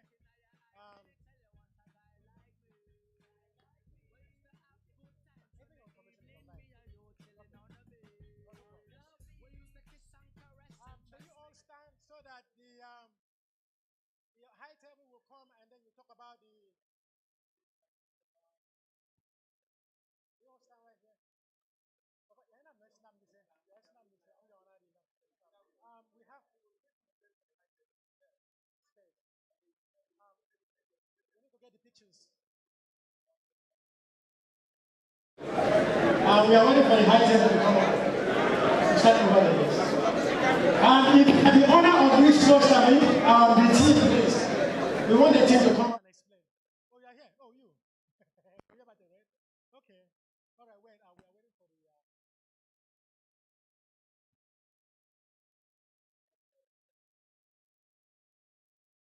Please, we need space. If you're in this group, as much as 3. That's yours. Okay. Let's wait for them to come.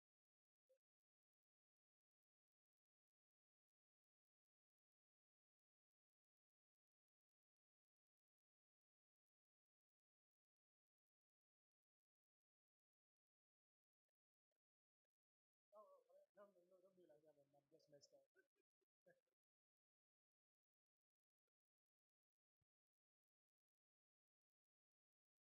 All right, just wait. Just give the space because the executive will be here.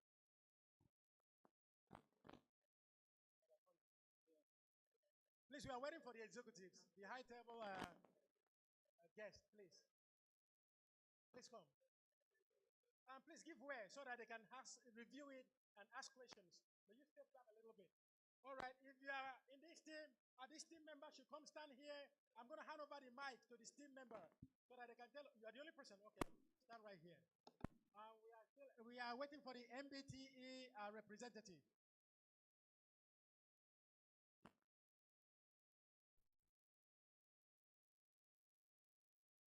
We are waiting for.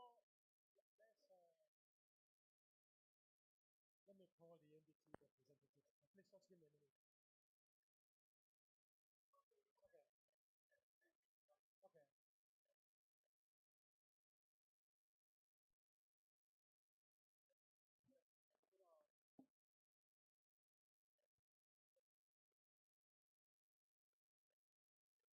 Mr. Pan, Mr. Mike Kopapan. Can you bring the Nbte representative? Let's keep on rolling. We are working on time.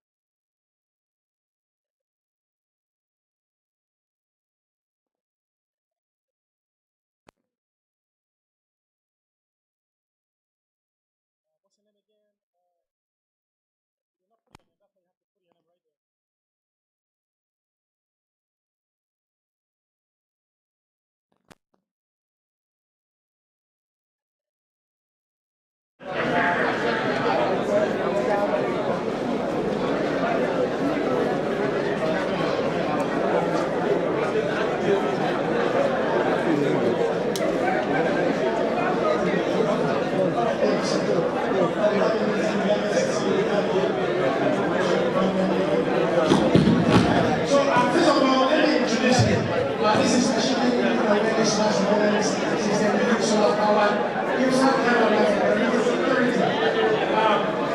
So his name is introduce himself, and then I'm going to give 5 minutes to talk about what you've been doing, and then we'll ask a question. So go ahead. Good afternoon. My name is Moc Llc. From Yaba College of Technology.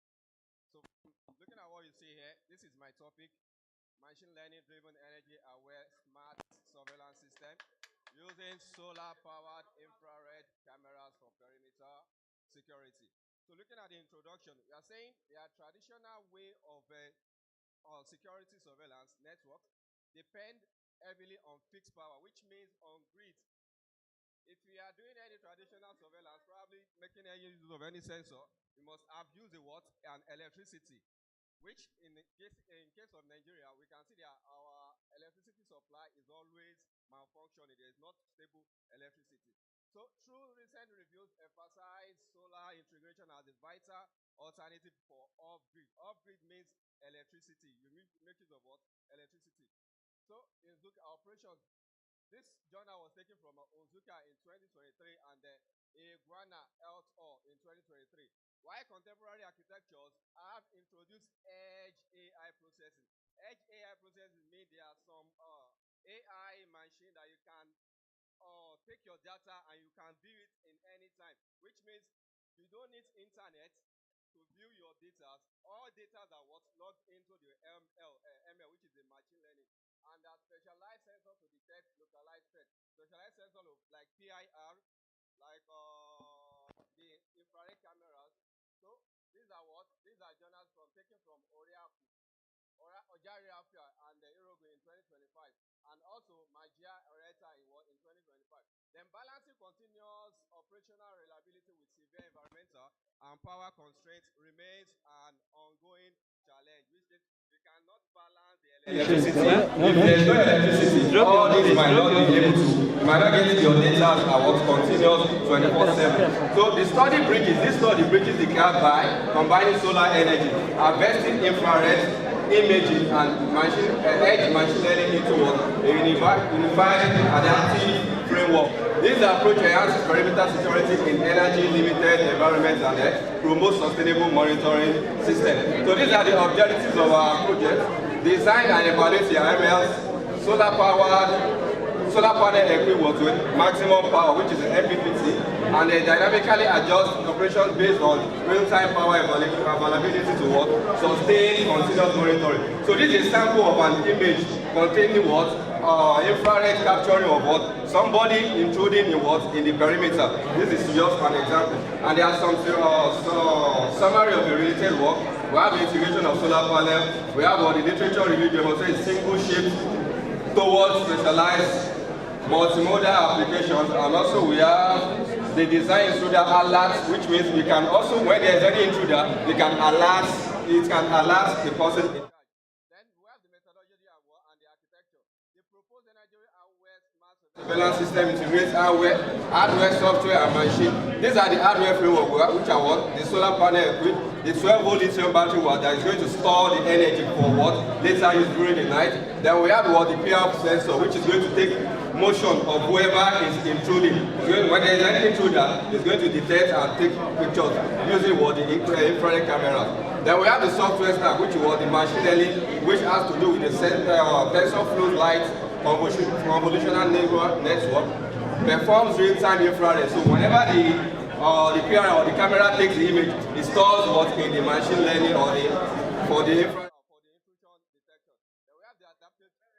So we have our variables here, which are what? The solar panel. These are what the dependent variables. The SOC, which is what? State of charge of the battery. Then we have the energy total, which is going to combine the camera when the camera is active and when the camera is what? Inactive.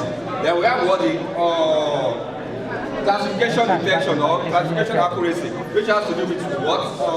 Classification detection accuracy, where you detect how accurate is your detection.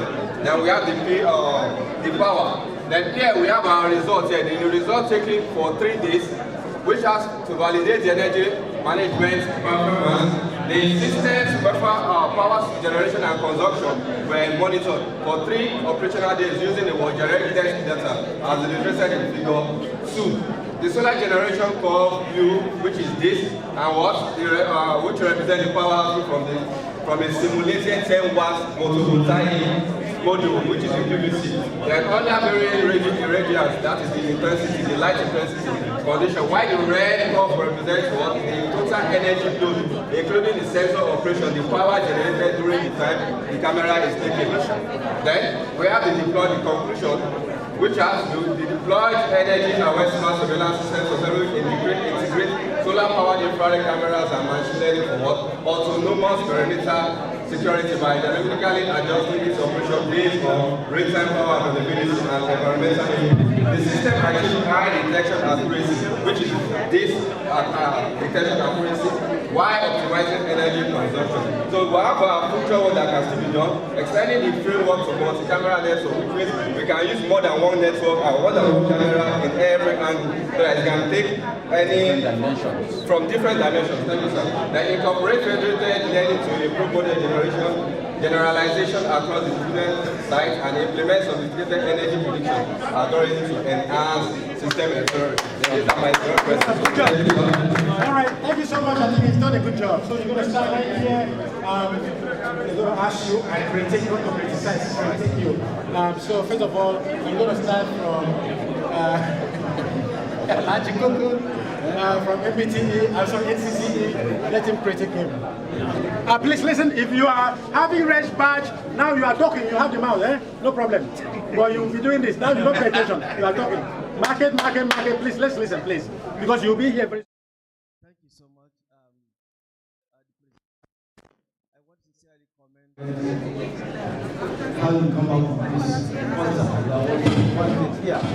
Yes, this is a good project. I want to add now. First, you say critique is not criticize. The objectives here. The statement we have have to be concise and precise, direct. Because as a teacher now, this is a statement, it's not an objective. You have to state it that the objective of this project is to design. But if you read it like this, it's a statement, it's not an objective. So modify it to an objective that you are going to pursue. Another aspect missing here is conceptual framework. If you are conducting a research, you understand, the conceptual framework, conceptual framework will guide you on how to achieve the objectives.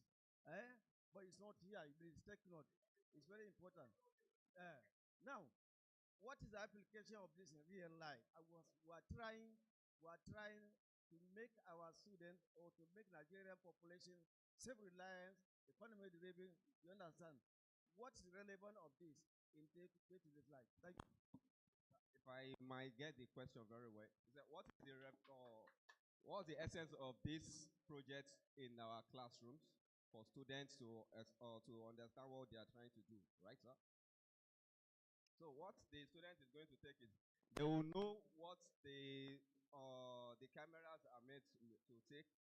And what the sensor, there are some sensors that they need to know about. So when you tell them all this, they are going to understand how useful these sensors are.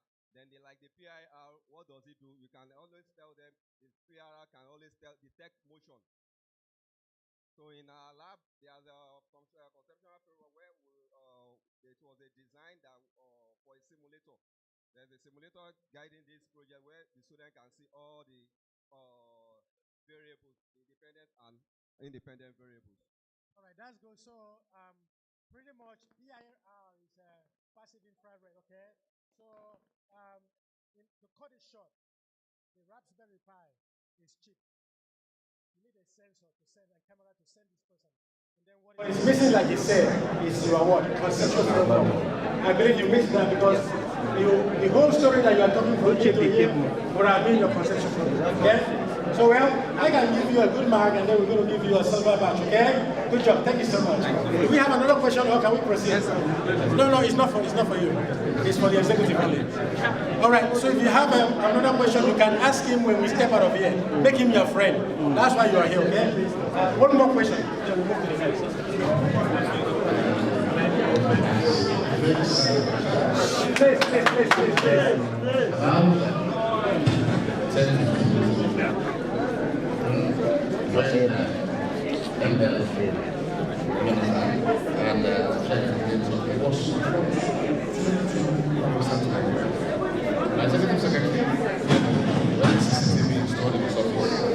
And we went for a workshop somewhere in Lagos. I was looking for something in the office, and they brought out this book and said, "Can you imagine? Mr. Sulu, come and see. My secretary is not in the office." Now, was that achieved without an ML and AI? And what is the difference between that CCTV installation and that of MI and AI? For the CCTV installation, when you take the CCTV installation, it's going to capture without voice. Later, you can always see playback of the CCTV footage. Then for this infrared capture surveillance, even if you are not there, you can always capture whatever is being done with motion. All right, thank you so much. Okay, go ahead. Please.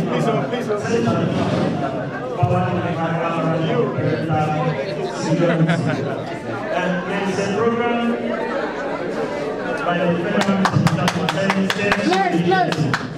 Safe School Initiative. It has to be about security. With the development of these powered program cameras for greater security, how can that be applied in schools? All right, so here is what he's saying. Let me say. He's saying that he's trying to do a school initiative for security, and it's not going to be connected to internet. It's going to be decentralized, and he wants to network it. If you talk about this Raspberry Pi, how can you connect multiple of this Raspberry Pi to a centralized server so that he can have monitoring and control? And what is the advantage of this your AI in comparison to what he said? So first of all, these are good questions. We still go back to you missed the conceptual framework.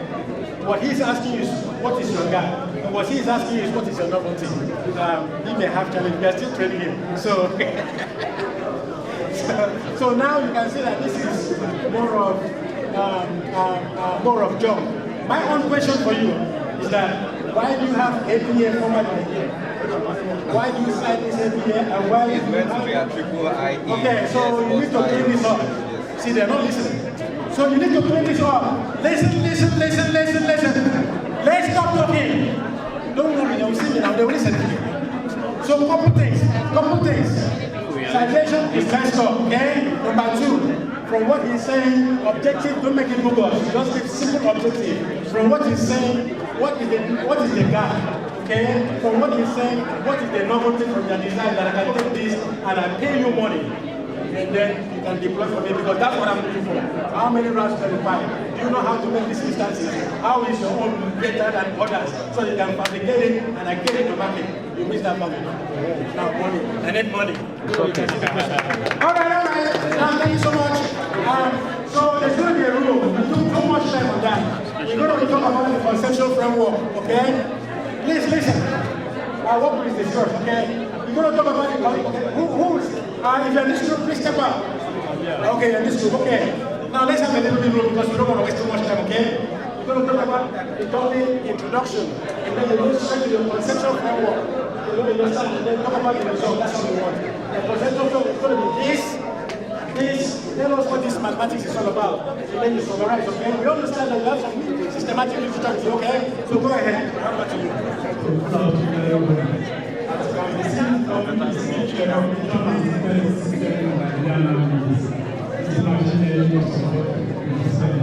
All right, can you shout right here, shout?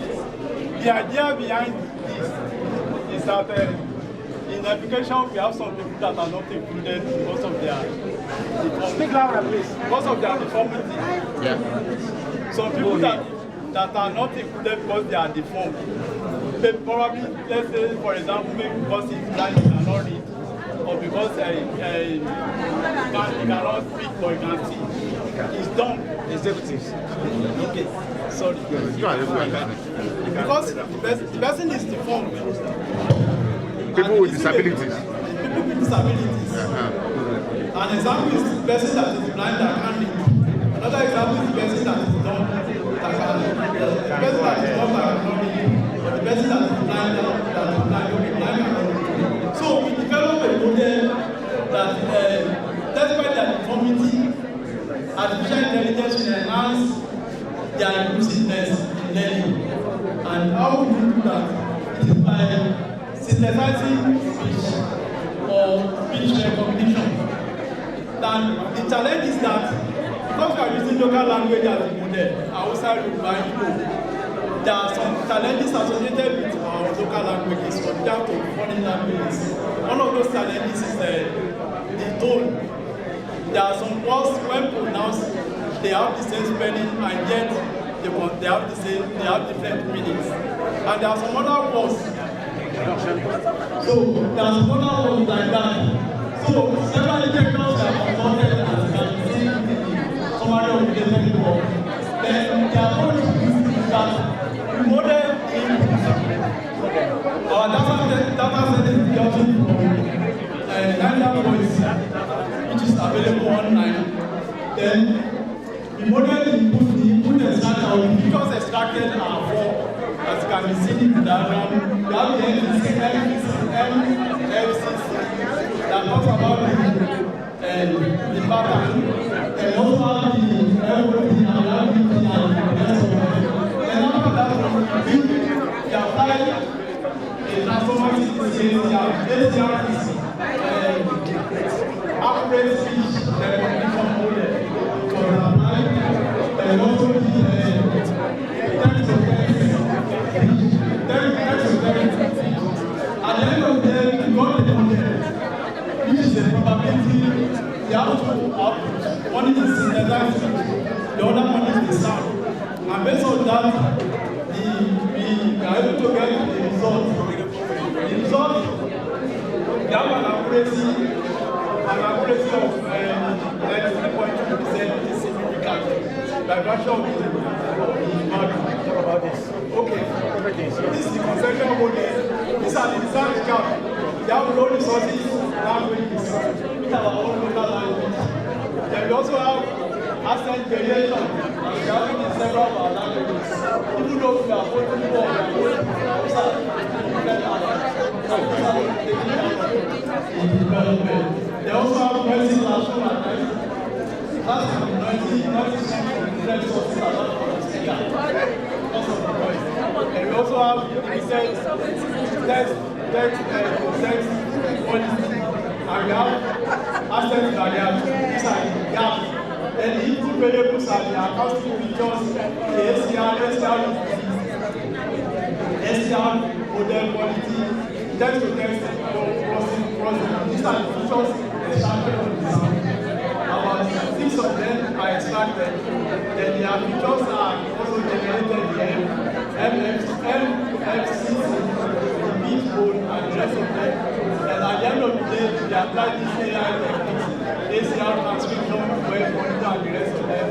Then these are the result reports that will validate the correctness of the model.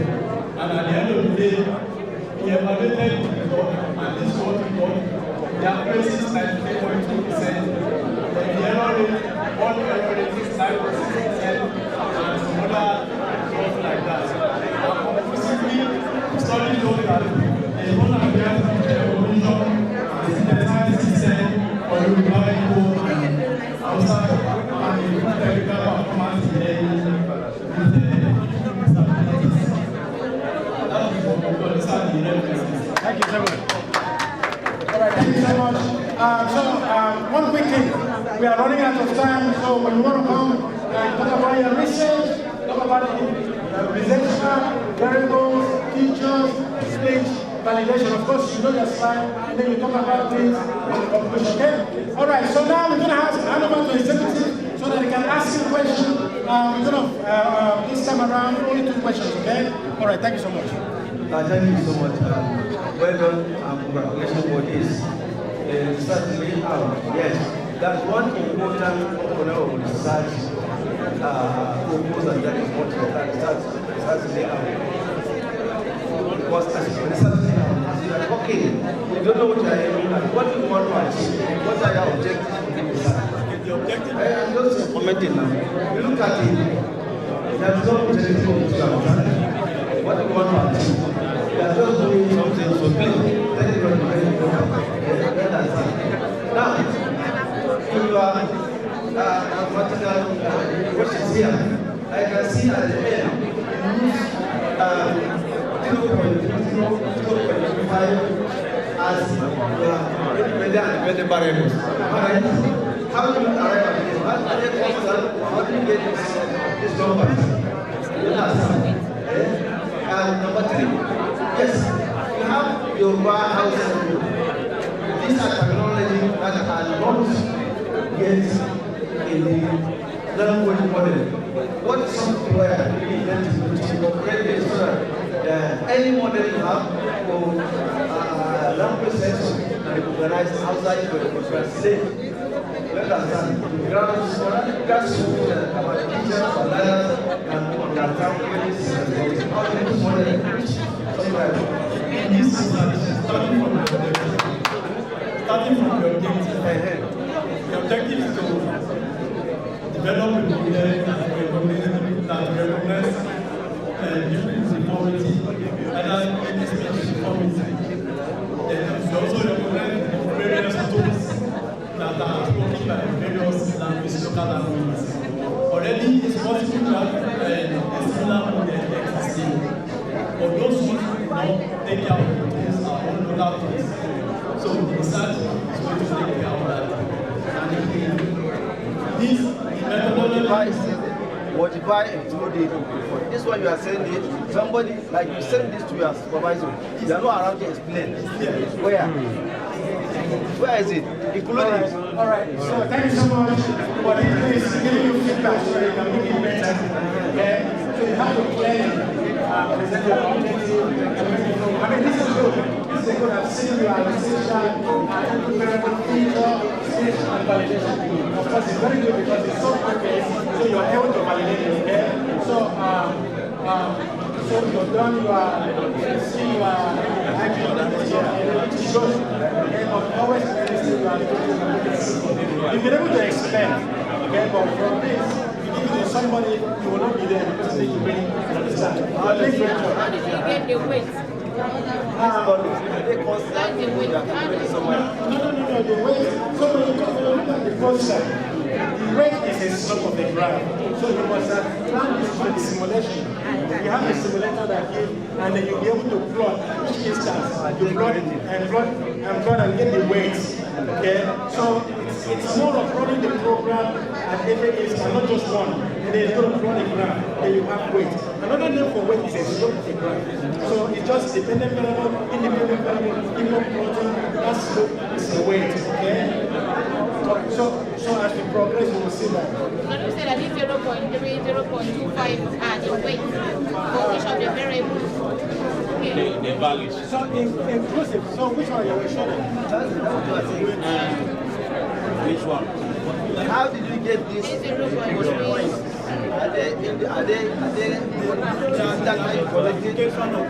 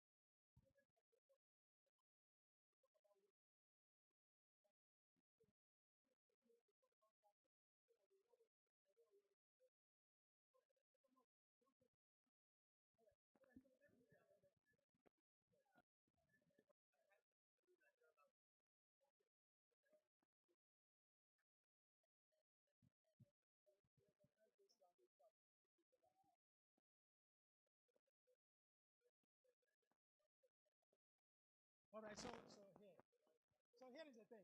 Here is the thing. What you've been able to model this in the 3 key languages. You have to go back again and remodel with other language and integrate into your own framework. All right. All right.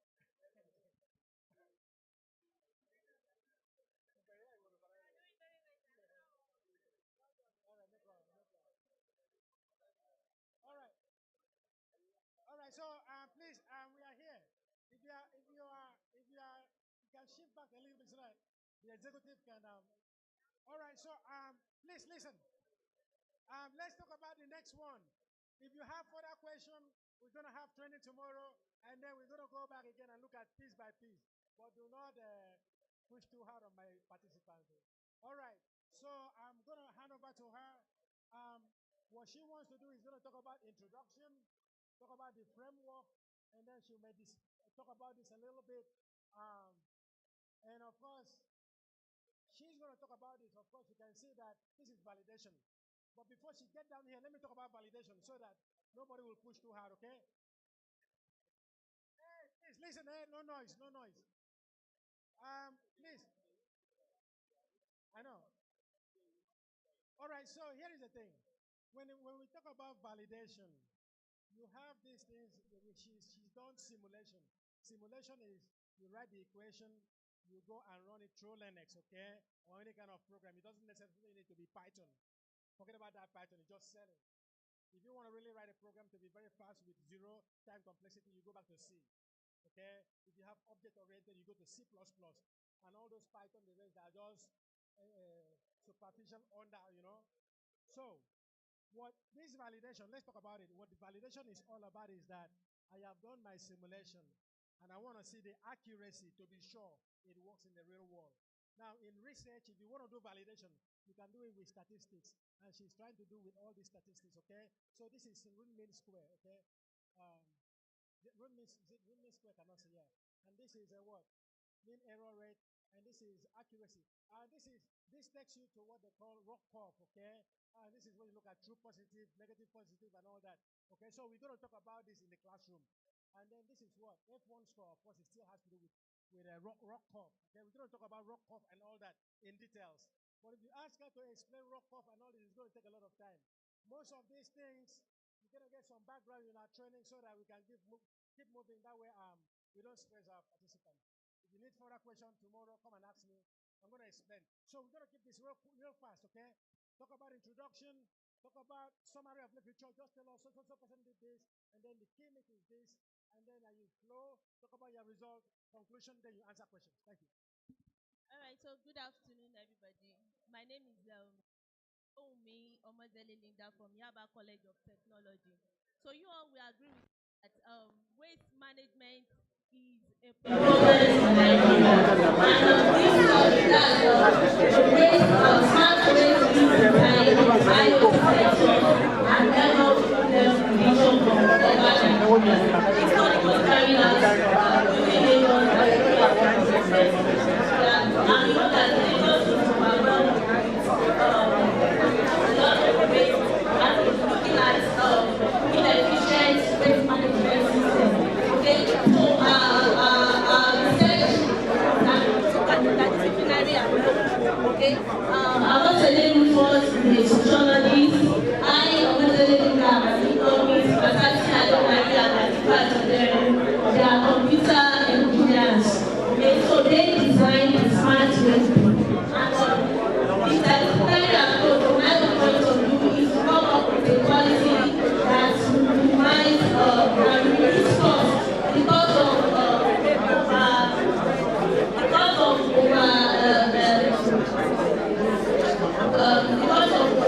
spending vehicles during the connection. So the conceptual framework has to do with our when they overflow delay, that is delay in the connection of waste collection, the poor connection cycle, with sensors adoption and organ sanitation, and also that the input variables and waste water, the IoT sensors, the environmental and delay data. Then on our input data collection, this is our dependent variable, which is the prediction rating.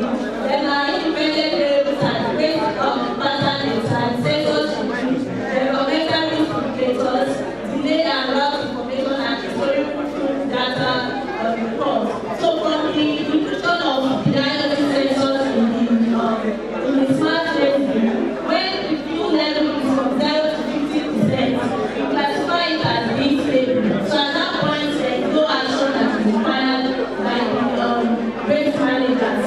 Then from 51 to 80%, it is either a near resulting into a scheduled collection. That is, there should be a scheduled deployment of vehicles to collect the waste. Then from 81 to 95%, this is an overflow which priority is to monitor the waste. Then from 95 to 100%, it's going to plan it as collecting. I think that's the point whereby the deployment of waste vehicles to collect this waste so as to reduce negative externalities, to reduce pollution that the waste system will cause. Then our methodologies include infusing IoT sensors into the waste bin, collecting the data that's from the distance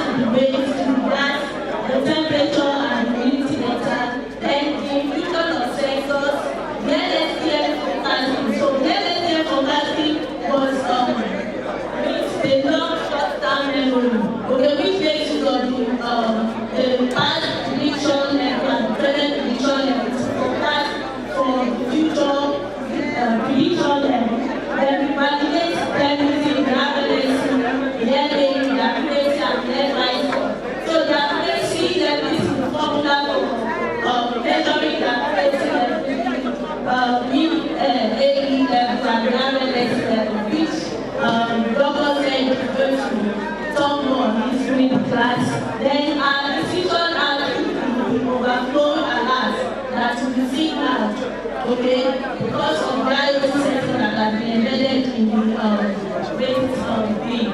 So this is actual versus prediction level, okay, when you do line base the actual level, the red one indicates the prediction level that the using the machine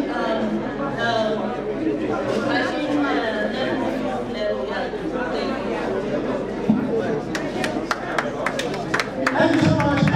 So she gave the video from the introduction, summary of the written law. And let me say one thing. We have to pay attention because she came all the way from Nbte and to come and support us, okay? So when you see the great badge, we need to give them an applause. And then they were on the road from morning till evening, and they were not going to come and see you all. So one of us will be quiet and listen to them, and I appreciate the effort, okay? So thank you so much. I'm going to hand over to the Dr. Kogo to ask questions. One question is okay, okay? Okay, thank you so much. Let me start already about, especially the situation of Lagos, where you can see leaders are everywhere. If this is, let me say, implemented, I think to work for Lagos, it will help in bringing sanity and everything around the world, because it's all to control and point out the disabilities that are evacuated lessons. Now, my question is, you have overflow classification. That's one action to be taken. That's two where is it going to be? Is it operation room at the center of Lagos environmental? Or is it at where the dustbin is located? If it's in the operation room, which will help the staff there to monitor, if it is there, what type of activity do we need to do?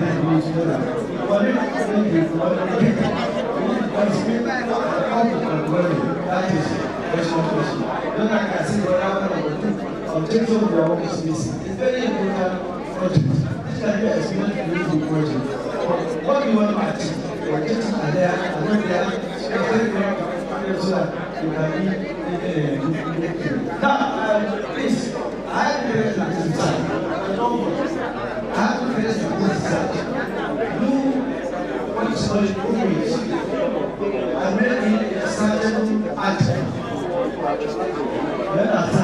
I make it a very certain one with every single act and outcome, which I want to support this by publishing in my journal university. So please, you will require to update it, to improve it, send it to me. Publish it in the Lieutenant and into the Ncce.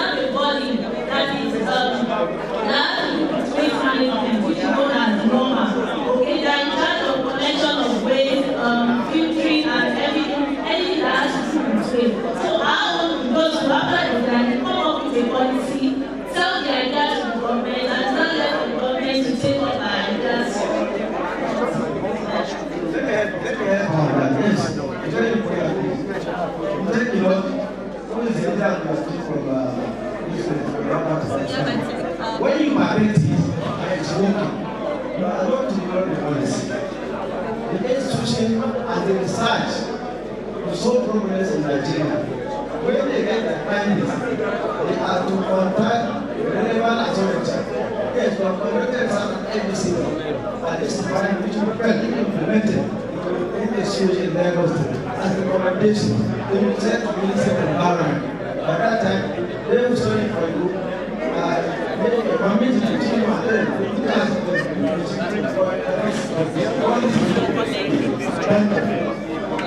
you so much. Now the next one.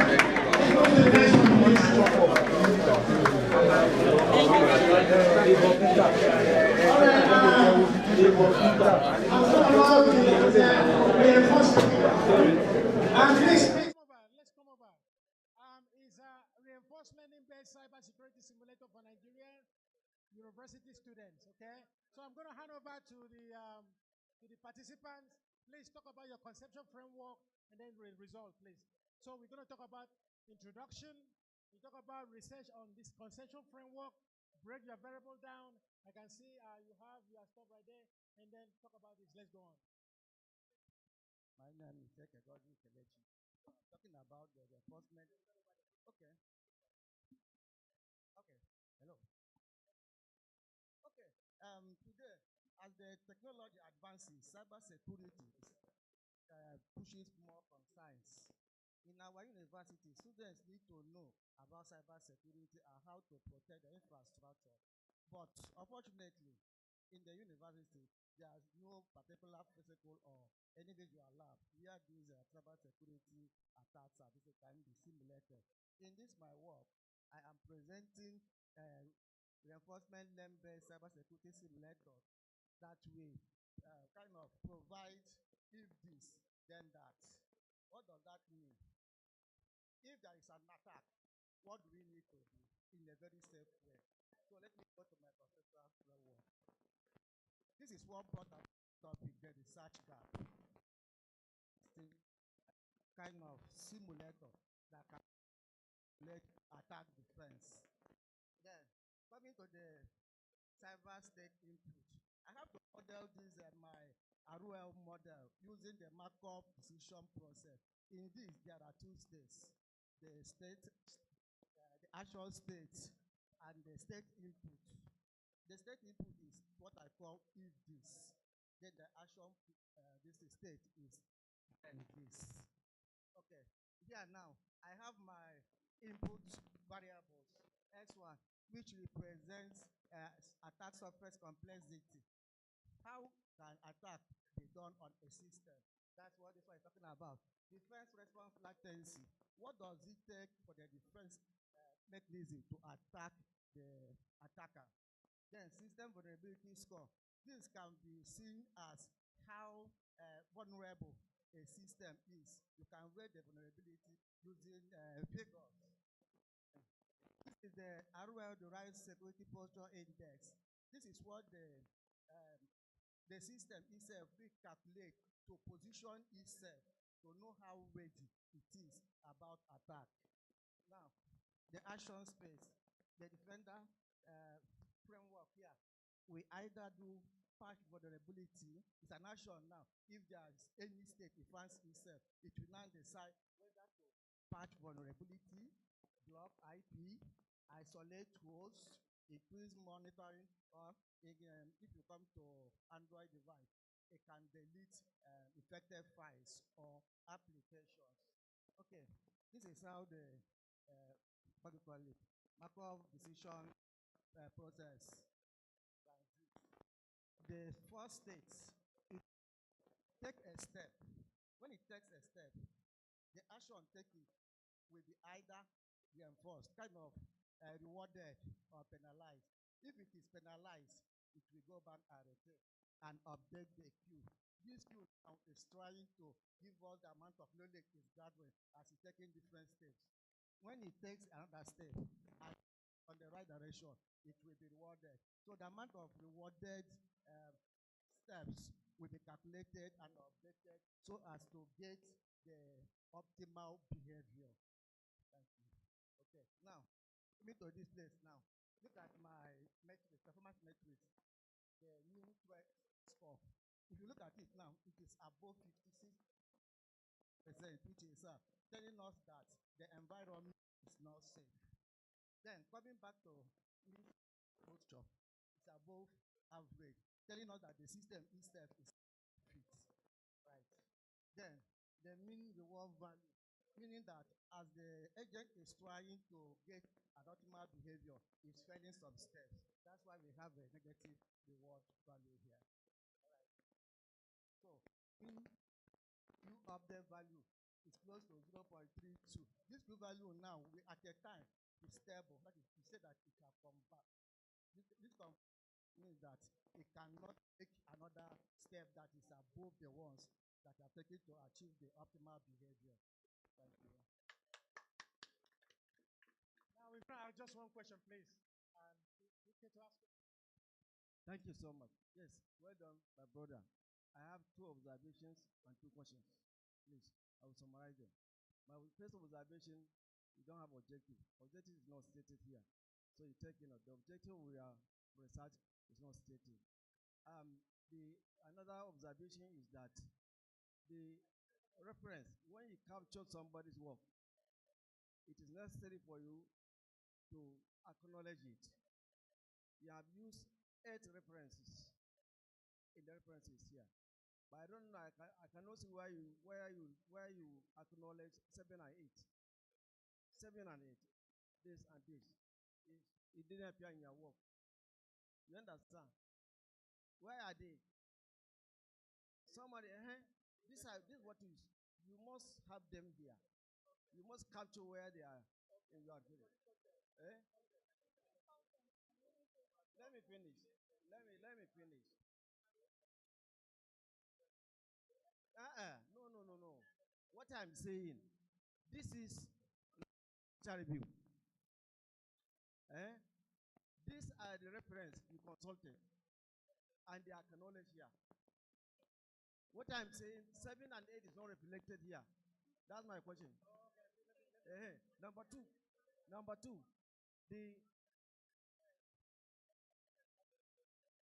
it's not here. Take note.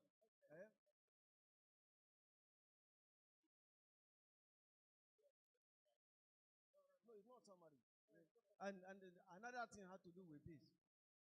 The latest edition of upper style, you should start with surname, comma, then the abbreviation will follow. Please update this one, it's very important. Now the final question.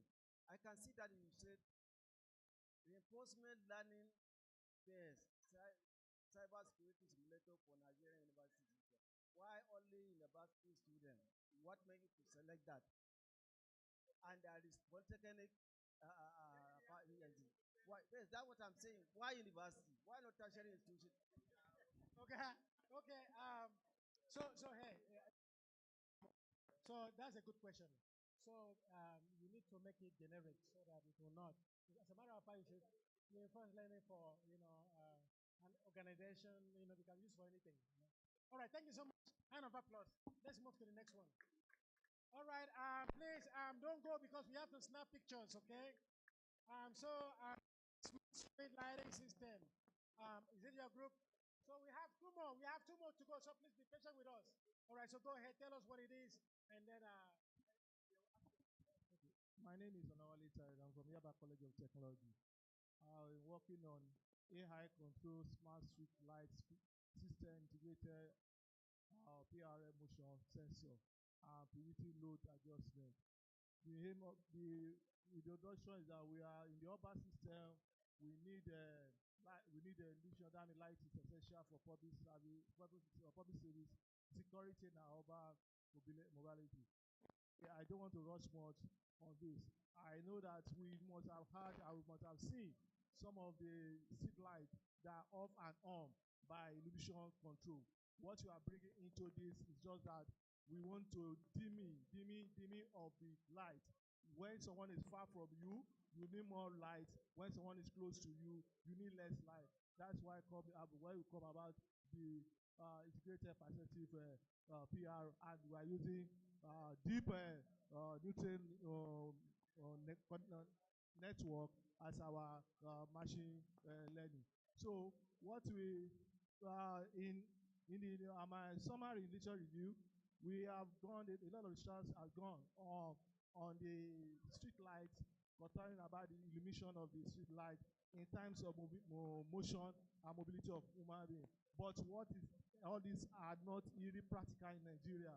So in Nigeria now, we are trying to bring it in Nigeria about this, where we can build our own control, whereby we can control and dimming our lighting along according to the motion that come closer. So what is our method? Our method is that we propose a system consists of integrated street model, incorporate an LPA or predictive microcontroller. We have the perceptive infrared motion, which can take the distance as you are moving. Then we have ambient light sensor, which is common with off and on lighting we are having now in the earth. Then we have our dimmable LED lamp. Dimmable LED lamp, that's when the sensor can be dim, it can be light more, we can change the lighting by levels, which is what we are working upon. Then we have our deep nutrition, which is developed to predict the optimizing lighting level based on the input, our input. What is our input? Our input is our P motion activities, our area light level, our historical usage pattern, that is our trend, which shall be stored as our which shall be have in our IoT as our Internet of Things. So that we have these two levels which regulate our weight, regulates the lighting. It regulates our lighting according to the distance where the from. Then we now look at this so that we have not, this is a proposal project, but we now go extreme to now try to compare our simulation. We simulate with our all what we have here with what have existing before. And we got to know that when we have only conventional time base, which is time base, we want to be by time base that the lights come in and off a particular time. That is blind time base. And when we have the dark day is the one that have illusion that when you have see the object, you come up, or if you see the object, it come up. Or when there is no ray of light, it come up. That illusion, that is it. Then these are our proposed projects. We now look at them about what are the different energy save. Energy save of the data done is just 5%. And we, with our own, we are going towards that 55 to 70%. We are going to regulate the power, this sense, to light the LED. And that's why so what is the discussion? The proposed AI smart street light system is expected to significantly improve our energy efficiency. Now, our problem is power. If you have to use less power, we'll be demanding for less power. So now, reduce the electrical consumption by 55 to 75%, lower the illumination operating costs, and advanced lights and predictive control are artificially to maintain adequate illusion. So this is what this is a proposed research, and this is a proposed model that we are proposing.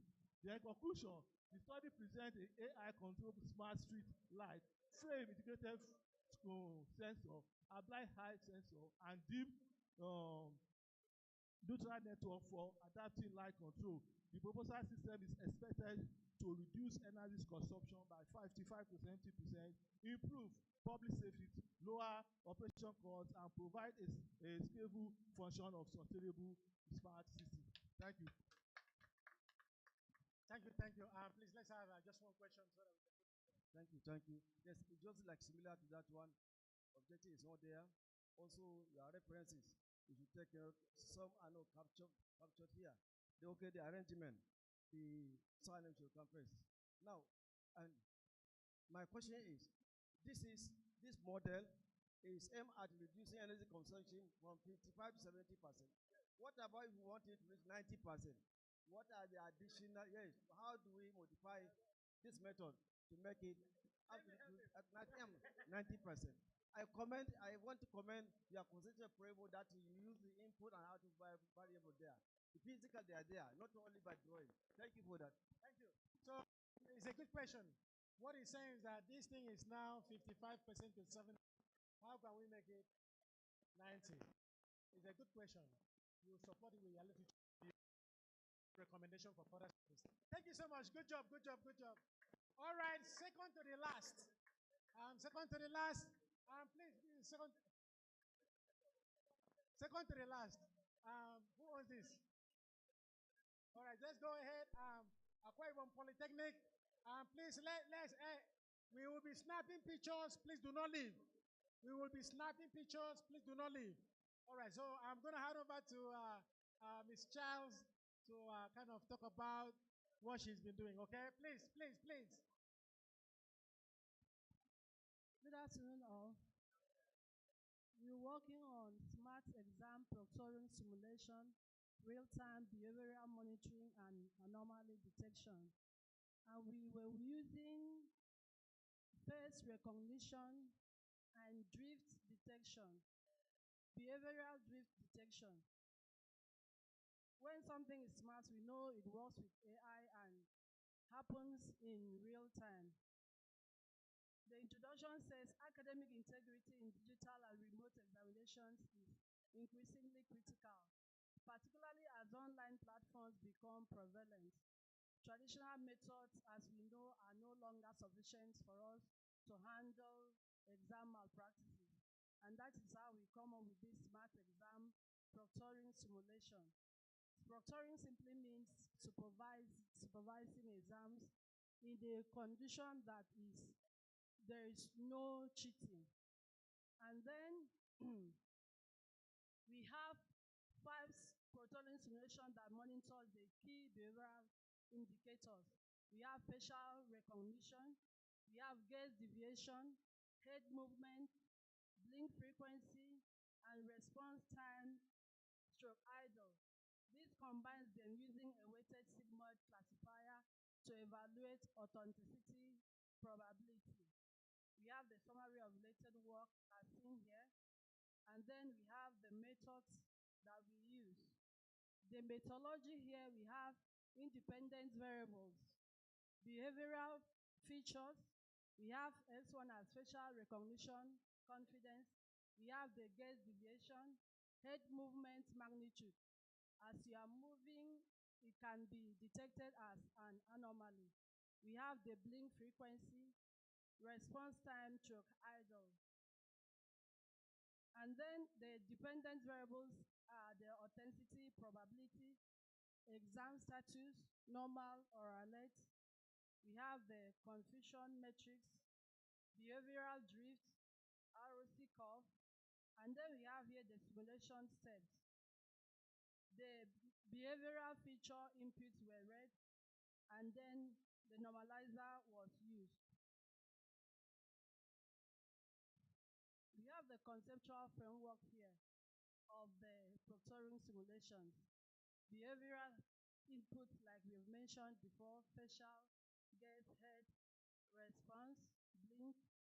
We have the weighted sum, the sigmoid activation, output, the dynamic visualization, probability drift, confusion, and ROC. And then with the results, we have that the alerts can occur in 18 out of 100 times. That is a 15%, demonstrating effective detection of potential anomalies. And then it can be concluded that the smart exam proctoring simulation demonstrates that integrating multiple behavioral indicators into a weighted sigmoid model provides a practical and accurate approach to enhancing academic integrity in digital assessment. Thank you. All right, so you can see, if you look at this, you can see the behavioral input. These are the input, okay? The facial, the gaze, the head, the blink, and response. And then you can see summing the weight. You know that you do your normalization right here, okay? And then you convert it to sigmoid. We know sigmoid can do the probability between 0 and 1. And then we now go into the output, which is going to be probability. And then the dynamic virtualization probability drift. This is the raw curve where you use for validation, is it not? So the whole of the story. You need to really dig more into this. Of course, you're going to look at the loss function. Loss function, when you move forward and there is error you want to correct, you look back, you know, they go to buy them. So you look at the loss function, and then you look at, you know, how you can recover from that. So these things is just designed like human being. For those in Calabar, yeah, when I connect, I make it and work and I say, buy them. So all these things is not new thing. We call it forward propagation. You're going for a battle, and then as you fall down, you want to look back, return fight. You may not be able to return fight. It's going to be your children. You know, they call it a pyramical in my own language, okay? So that's what they call back propagation. And then you correct. Tell your child when you get there, I fell down over there. Remember, don't fall. That's all this thing is all about. I'm not gonna allow question on this, okay? So, all right, all right. Thank you so much for your work. Yes. Please don't be offended. We are not criticizing your work. It's critic for improving any related work. And you quoted a reference here, which are not reflected. And if you read this, you look at it and conclude that this is the output. So we have not done any literary. That's the meaning of this. And do you know the consequence of that in academic work? Zero. You understand? I'm telling you so that to help you. So you need to go back, look at some of the work that is done related to this. You put it and they quote the number, quote the name and date of date. That's what to make it valid. This should not go out like this. And also tell the objective. What do you want to achieve? It's not here. Thank you so much. All right, thank you so much. So she's gonna present her objective and structure it before she publishes it. Thank you very much. Good job. We appreciate you. Hands up, please. Please, clapping hands. Please, please. Go, Charles. No problem. We love you. All right. And we're gonna call the very last group to come and explain it. Oh, you are here. All right. So this is the very last demonstration. After this, we're gonna go out for group picture, okay? And then there's gonna be a closing remark. It's gonna be I can only give her 5 minutes to get this done, okay? So just be patient with us. All right, go ahead. Thank you very much, sir. Good afternoon, everyone. My research topic is activation-centric machine learning for maize leaf disease classification using extracted field features, a modular offline framework for Nigerian agroeconomy. My name is Afsat Bello from Yaba College of Technology. Now, maize is one of the most important staple crops in Nigeria that serve as primary source of food and income for millions of smallholder farmers. But the productivity is being threatened by the maize leaf disease. The three common maize leaf disease are the blight, rust, and mosaic. The early detection of this maize leaf disease is usually done by the farmers by visual inspection on the farm to see the color, the formation of the shape of the maize leaf. But before they know it, it will spread all over and affect the production of the maize. You can see that the healthy maize leaf disease will give good product, while the diseased maize leaf disease will give bad product. So we have so many research work, so many studies that have been carried out on this, but considering the settings of where the Nigerian farmers are, the rural setting, they don't have access to high computational devices, or let me say, they don't have access to internet connectivity and some other things. So several studies, some based on image-based deep learning models that lack the field validation, and they also depend on large curated data sets. We also have some that are mobile-based CNN systems that also depend on a very high device with high capacity, which these farmers don't have. They cannot get such, and so on. So now, our own research work trending on how do we come up with an offline and also educate farmers. So we adopted to a method which we call the ensemble. Combine two models together, which is the logistic regression and the multilayer perceptron. The multilayer perceptron with one hidden layer will be used to capture the nonlinear relationship. Now, the simulation, to simulate exactly what we are going to see on the farm, we try to bring in some natural variability, which are the sunlight intensity, soil differences, leaf edging, and other environmental conditions that we know that it will make the research work to be robust. So, going to our conceptual framework, we have the input, which are the field feature extraction. We extracted three features. The first one is the color variance of the leaf, then the texture entropy, and also the shape deformation. So this serves as the input of this research work. Now, after the input, we train our model using the logistic regression and multi-layer perceptron algorithms, which give us the classes, which classify the disease either is blight, rot, or mosaic. Now, this modular offline framework, you can see that we have normalization here. What we have here they form the architecture of the model training process. That is, after we get our data, we normalize, then the training loss must be low so that we make sure that learning takes place. Then update our data.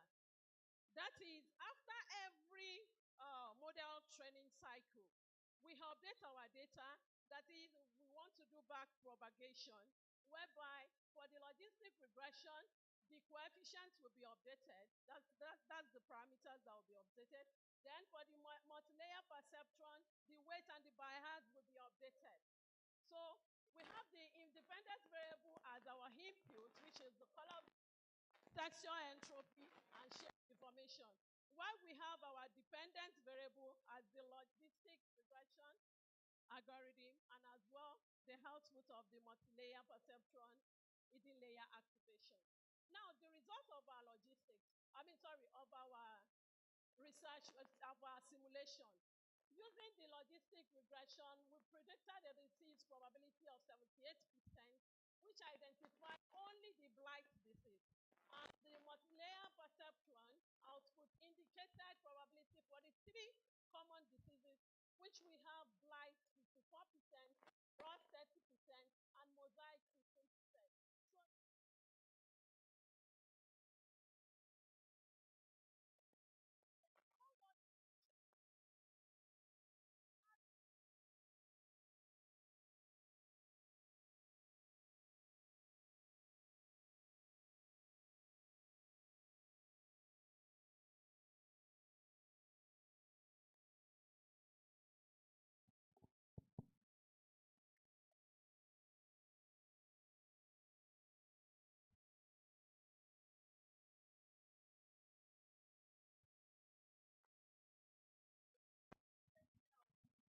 So training of model, while the data scientists take care of the feature extraction.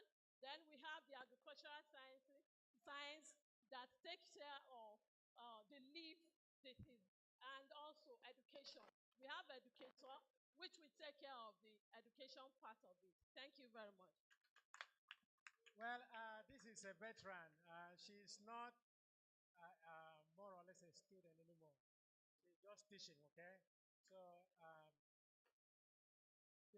if you want to ask question, it's going to be only for the red badge. Only 2 people will ask question. But make sure before you ask question, you know what you are talking about. All right, so now, red badge question, because she's more of an instructor. She's one of the top performers in our program, okay? Okay, you want to ask question? All right, introduce yourself. I'm Solomon from Federal College of Education, Isu, Ebonyi State. I seen maize leaf disease. I was thinking we want to hear the disease, the natural diseases, because it's too common now that eat up the maize leaf and eventually cause the maize to die without having successful production. Now, but I got to see these variables you mentioned here, color variance, texture, entropy, and shape deformation. So can you please narrate this or map this variable to? All right, let me answer the question. Let me answer the question. So if you look at that, that's what? Activation-centric machine learning for mass classification. In a nutshell, what she's doing is convolutional neural network and classification. And then the fact here is that she capture the feature, and then the feature is not generic. It's to a specific target. Is it cassava leaf, cocoyam leaf? So you cannot just ask a question that is verse. Which kind of, okay, well, but this one she talk about mess. What kind of mess? See what I mean? There are other questions. So she's just presenting a concept based on this very type. As to what kind of meeting, I don't know. What kind of mess it is, I don't know. What kind of disease attack the specific, they don't know. So there are a lot of things. This is just simulation I'm presenting to you. There are a lot of other questions. And those questions are sub-questions that will then kind of define a different or tweak the model. You see what I'm saying? All right, so we're going to move on. Last question, please. Thank you very much, Madam Presenter. My question is looking at your independent variables. We have the color variance, texture entropy, and the shape deformation. I'm now asking, of all this, at what point will a farmer consider most important? Because I know if at the color variance, that will have to do with the leaf. Shape deformation, will it still be at the leaf level, or it will have to do with the seed level?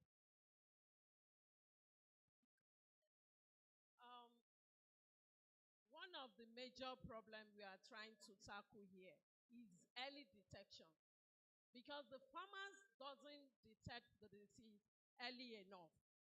That is why they have those diseases affect the production.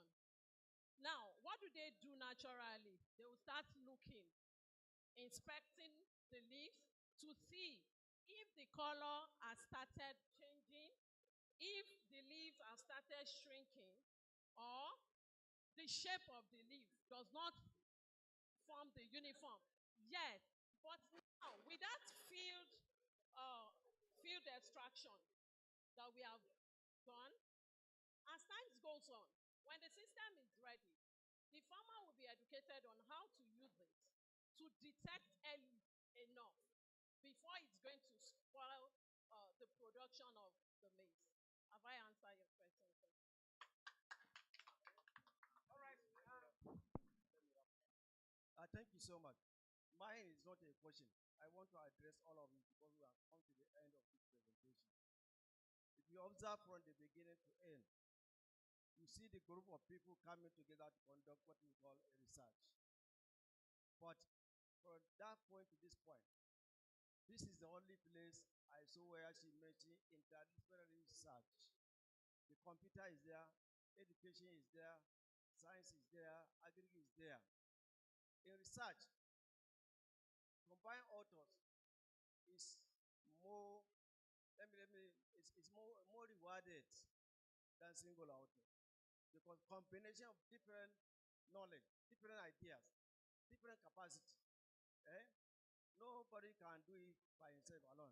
You see, this is agri, computers applied, education is there, sciences are there to support it. Please, in your researches, try and see that like 4, 5 of you come together, different departments, to conduct research. It will be more productive than only 1 or 2 individuals. If there is nobody in statistics among them, you can see they have to go and look for somebody who can develop their hypothesis. You understand? And that hypothesis has to be what we call statistics terminology. If somebody in perspective is there, they'll be able to do that and bring out a very good result. Finally, these are the type of research we expect you to conduct. A research that can be very relevant, very beneficial, you understand, to population, very beneficial to local people. This is farming. And somebody have said it, this is very common. By the time you conduct something like this, you provide a solution to our farmers that are in the villages, losing so many thousands of tons of crop. So please focus on the real time, on the real the project that can benefit our local farmers especially, and benefit individual for economic growth. Thank you so much. All right, let's go for closing remark and then picture time, okay?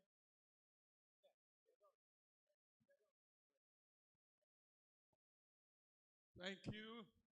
It's been a very rewarding moment, though very stressful, but we thank all of you for patiently waiting to be part of this history today. Even my registrar is almost tired.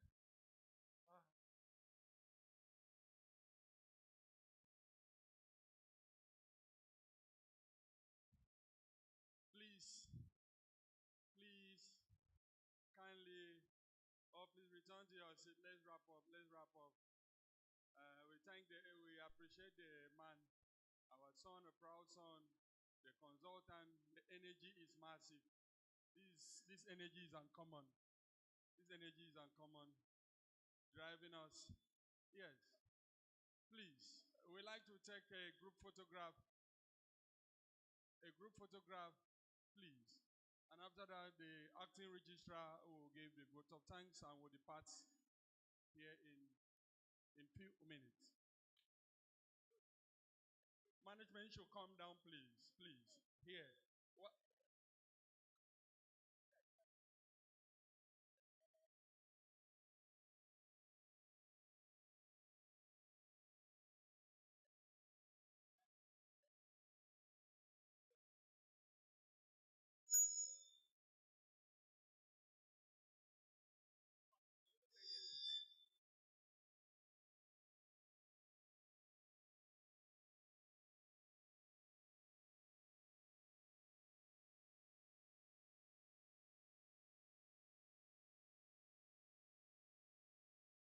Please, management with the Ncce and Nbte officials and the representative of the Honorable Commissioner.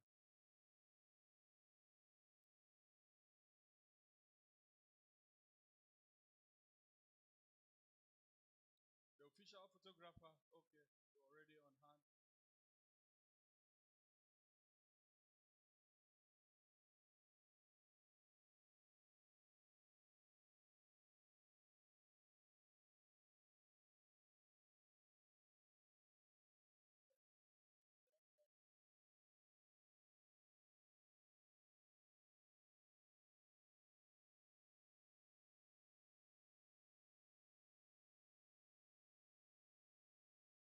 Yes.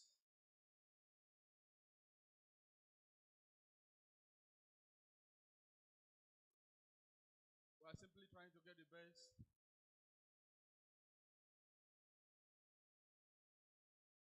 Provost is an easy-going man. You wouldn't mind. It's fine. Official photographer, please. 42.